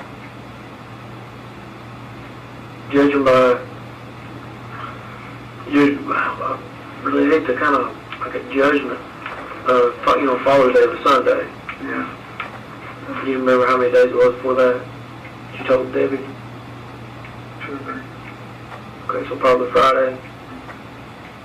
Cause it happened Thursday, so About Friday or Saturday. about Friday. And Harley's the first one that told her? Are you sure? Or the Wales was the first one to tell her? I don't remember. I honestly told her. She knew about it. And when she knew about it, she said, was it late at night that Harley told her, or was it during the day, or about what time was it, do you remember? I can't give you that time. Was it daylight? Dark? Yeah. Okay. So maybe later that night. She said she was going to call the police the next day, but never did. She probably forgot about it. What happened to all his money? How much of his money did you go spend that night? I don't remember. Was it a lot? I don't remember spending any money that night. I mean, y'all went to the gas station and everything else. No, I don't know. Who went in there and bought all the junk and the goodies and the pops and all that? All Golicki had at the time of his death was a debit card, which Hurt claims they stole and used at the gas station. Records show that his card was not used at all that day, and even if it had been, there were only 8 cents in the account. How much stuff was there that was bought that night? I don't remember. Did y'all use cash or did y'all use his card? None of us had cash at that point. So you used his card? You used Mark's card at the gas station? Was it at the Kangaroo? I believe so, yes. The Kangaroo on Riverside and there's 41. Mark's card was used that night. And that was on the way back from that was on the way back from the river. Because when you used his card. Okay. Now, of course they got cameras in there, everything else. What's the, excuse me, who is going to be on the camera actually using the card? The oldest one, probably. The oldest one what? The oldest teenager. Okay, which would be? Deidre. Okay, so Deidre is the one that used his card? I'm not certain. Were you not in the store? No. Who all went in the store then? It was Harley and somebody else. Was it Harley and Deidre? I don't remember. Well, obviously, well, I mean, Harley could have used the card because he's 16 and, you know, debit card, hell, anybody can use a debit card. Yeah. Did you use the debit card? No. So I'm not going to find you doing a transaction with it.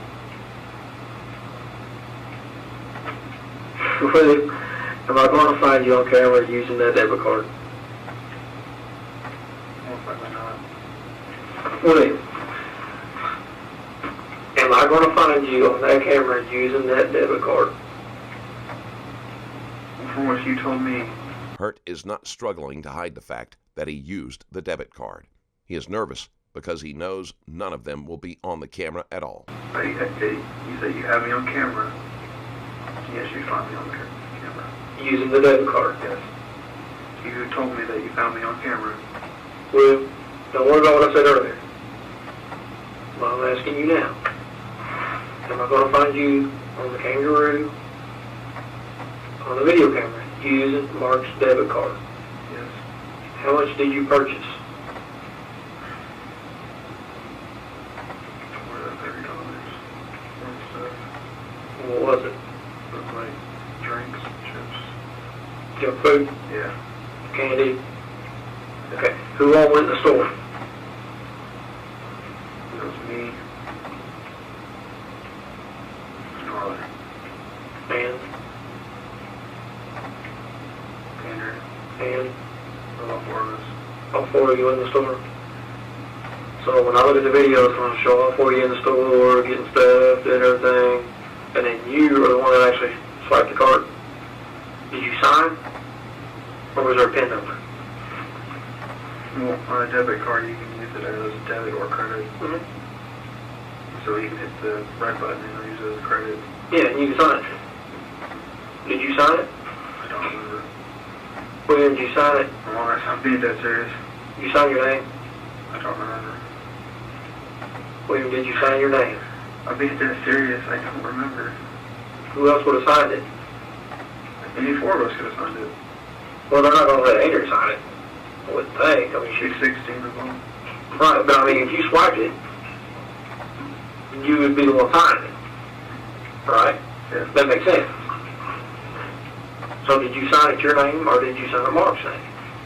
Signed it. My name. You signed it your name. Okay. The reason I'm asking is, you know, these are important facts I got to know. Okay? Yeah, I understand. All right.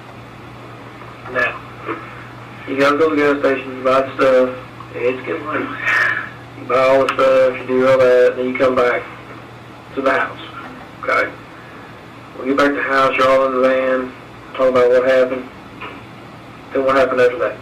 We went inside, and then we were still talking, like we don't tell anybody what happened as soon as we walk in the garage. Mm-hmm. And then we went to the bathroom, ate some stuff, if we were hungry, and we went to bed. How did you sleep that night? Did you sleep that night? Not very good, no. What was going through your head when you was trying to sleep? Oh shit, what did I just do? Yeah, that's pretty much what went through my head. Have you been on a sleep since? If I'm not thinking about it, yeah. How often do you think about it? Quite a bit, actually. About every minute of every day? No, not every day. Like if I get interested in something, I'll stop thinking about everything else. I'll start thinking about that one thing. It takes a toll on you. It does. But honestly, I can sit here and I'm gonna look at you and I'm gonna say this right now. Very long ago when I was saying honesty will get that burn off your chest, you know I feel a lot more relieved right now. I can breathe easier. You see what I'm saying? This could have been done many of hours ago. Yeah. 3 hours ago. 3.5 No, hours. I think we got in here about 4, so about 5 hours, 5.5 hours. Been here a while. Yeah. Been here a long while. Okay. You got anything in your pockets right now, bud? Actually, I have my wallet. Okay, good. Let me see that real quick if you don't care. Is there any marked stuff in this wallet? No. There's only my gift cards, my library card, my school IDs, Mm-hmm. and my debit card, and my ID, and $2. Okay. Where's his debit card and everything at right now? Mark's. I can't honestly tell you. Well, I mean, earlier you said it was in, Hurt can't tell the detective where the debit card is because he never had it. Harley's right. It has to be, if it is nothing. That's all my transactions with my debit card. You save all these? I do to keep track. Yeah, those are the only figures I kept. Because I'm aware that I've been recently keeping them so I can see how much I have left on my card. So when if I had to withdraw money for the bus or do all that. I was going to stick it back here instead of a little hole back here, but I stuck it behind, near my credit card, so I know where it's at. I can pull everything. No, that's fine. What's that for? Graduation. $15 gift card. Library card. Yes. And there's another gift card right here. Okay. I don't need that. That's fine. Nothing of marks in here, right? Yes. Okay. Do you care if I look at your phone real quick? Okay, let me see that real quick. I know you been getting a lot of phone calls and everything else the whole time we've been in here. Oh, I get phone calls from all the United States. One wrong number and, rings your phone. I got a phone call from Tacoma, Washington. Who's Steven? Your little brother? Steven Hurt? No, that's my brother, yeah. Okay. How often did you guys text about this after this happened? Not at all, actually. Didn't text at all? No. I didn't text anything about it. Did you put anything on Facebook? Nope. You don't want ringtones, don't you? I buy them. Everything that I buy on my phone goes straight to my debit card. On your debit card? Mm-hmm. It's got my 3 little digit number programmed on my phone. Okay. That's fine, I'll see it. Alright, man, I want to step out just a second. You're not free to leave, okay? I'll tell you that right now. Are you serious? Why do I have to be here? I just want to go home.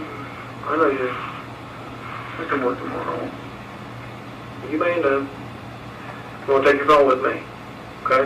And your wallet. Now that the detective has the confession to fit his preconceived theory, he is relaxed and almost cheerful as he wraps up the interrogation. I have a hard time with the phone. I can really... I need my phone. You'll be alright with that for a few minutes, okay? You'll be fine. I always have it in my right pocket. Good. When I'm walking down the street, and if I forget to put it in my left pocket, I gotta reach in there, I'll freak out. So I'm my girlfriend. She freaks out. Man, you getting hungry? There's some peanut butter crackers you want. I'm not hungry right now. Okay. Kind of relieved and kind of shocked. Take me for sweet and salty? No, yeah. Thank you, though. I'll do it right there if you want, okay? So how much will I got to stay for a couple days, or? Man, let me go out here and talk to everybody and see. I don't know what their policy is up here, because I'm from Kentucky. This is Evansville. Yeah. Out of my jurisdiction. Alright. Let me go figure out what's going on. I'll be right back with you. I honestly, you guys had to, really re-jog my memory in order for me to remember it. And you did a good job. You did alright. Took you a while to get there, but you did it. Without leaving most of the facts of what actually happened. Or... I don't know, was you? Was it close to it? I don't know, was you? If you told me everything that happened and you told me the truth, then it's got to be pretty well spot on, doesn't it? Yeah. Well, I feel a lot better now. I hope you do. But now we got to deal with it, okay? I'm going to step right out here. I'll be right out here in the hall, okay? Okay.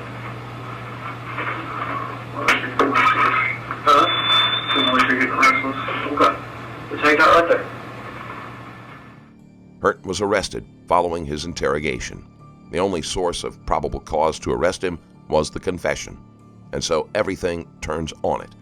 Deandra, who was 19 at the time, was also arrested following Williams' confession after Jones, Vantlin, Wise, and now a deceased EPD detective interrogated her the same night. She too was read the Miranda warnings and signed away her rights. Her interrogation lasted nearly 2 hours and was also recorded. Based on Williams's and Deandra's interrogations, the detectives also arrested Andrea, who was 16 at the time. Andrea was held for 7 days before being released without charges. Deandra and William were both charged with murder, among other crimes. Deandra remained in jail for 4 months, at which point the state court granted a motion to suppress her confession, and charges against her were dropped. William stayed in jail for 8 months before his trial. The jury did not convict him on a single count. Had he been convicted, he could have faced more than 65 years behind bars. The Hurt family sued the police department, and a settlement was reached for an undisclosed amount. Thank you for watching. Check out my Patreon link in the description below and drop a like on this video. Also, don't forget to leave a comment. I'm always curious to read what you thought of the case.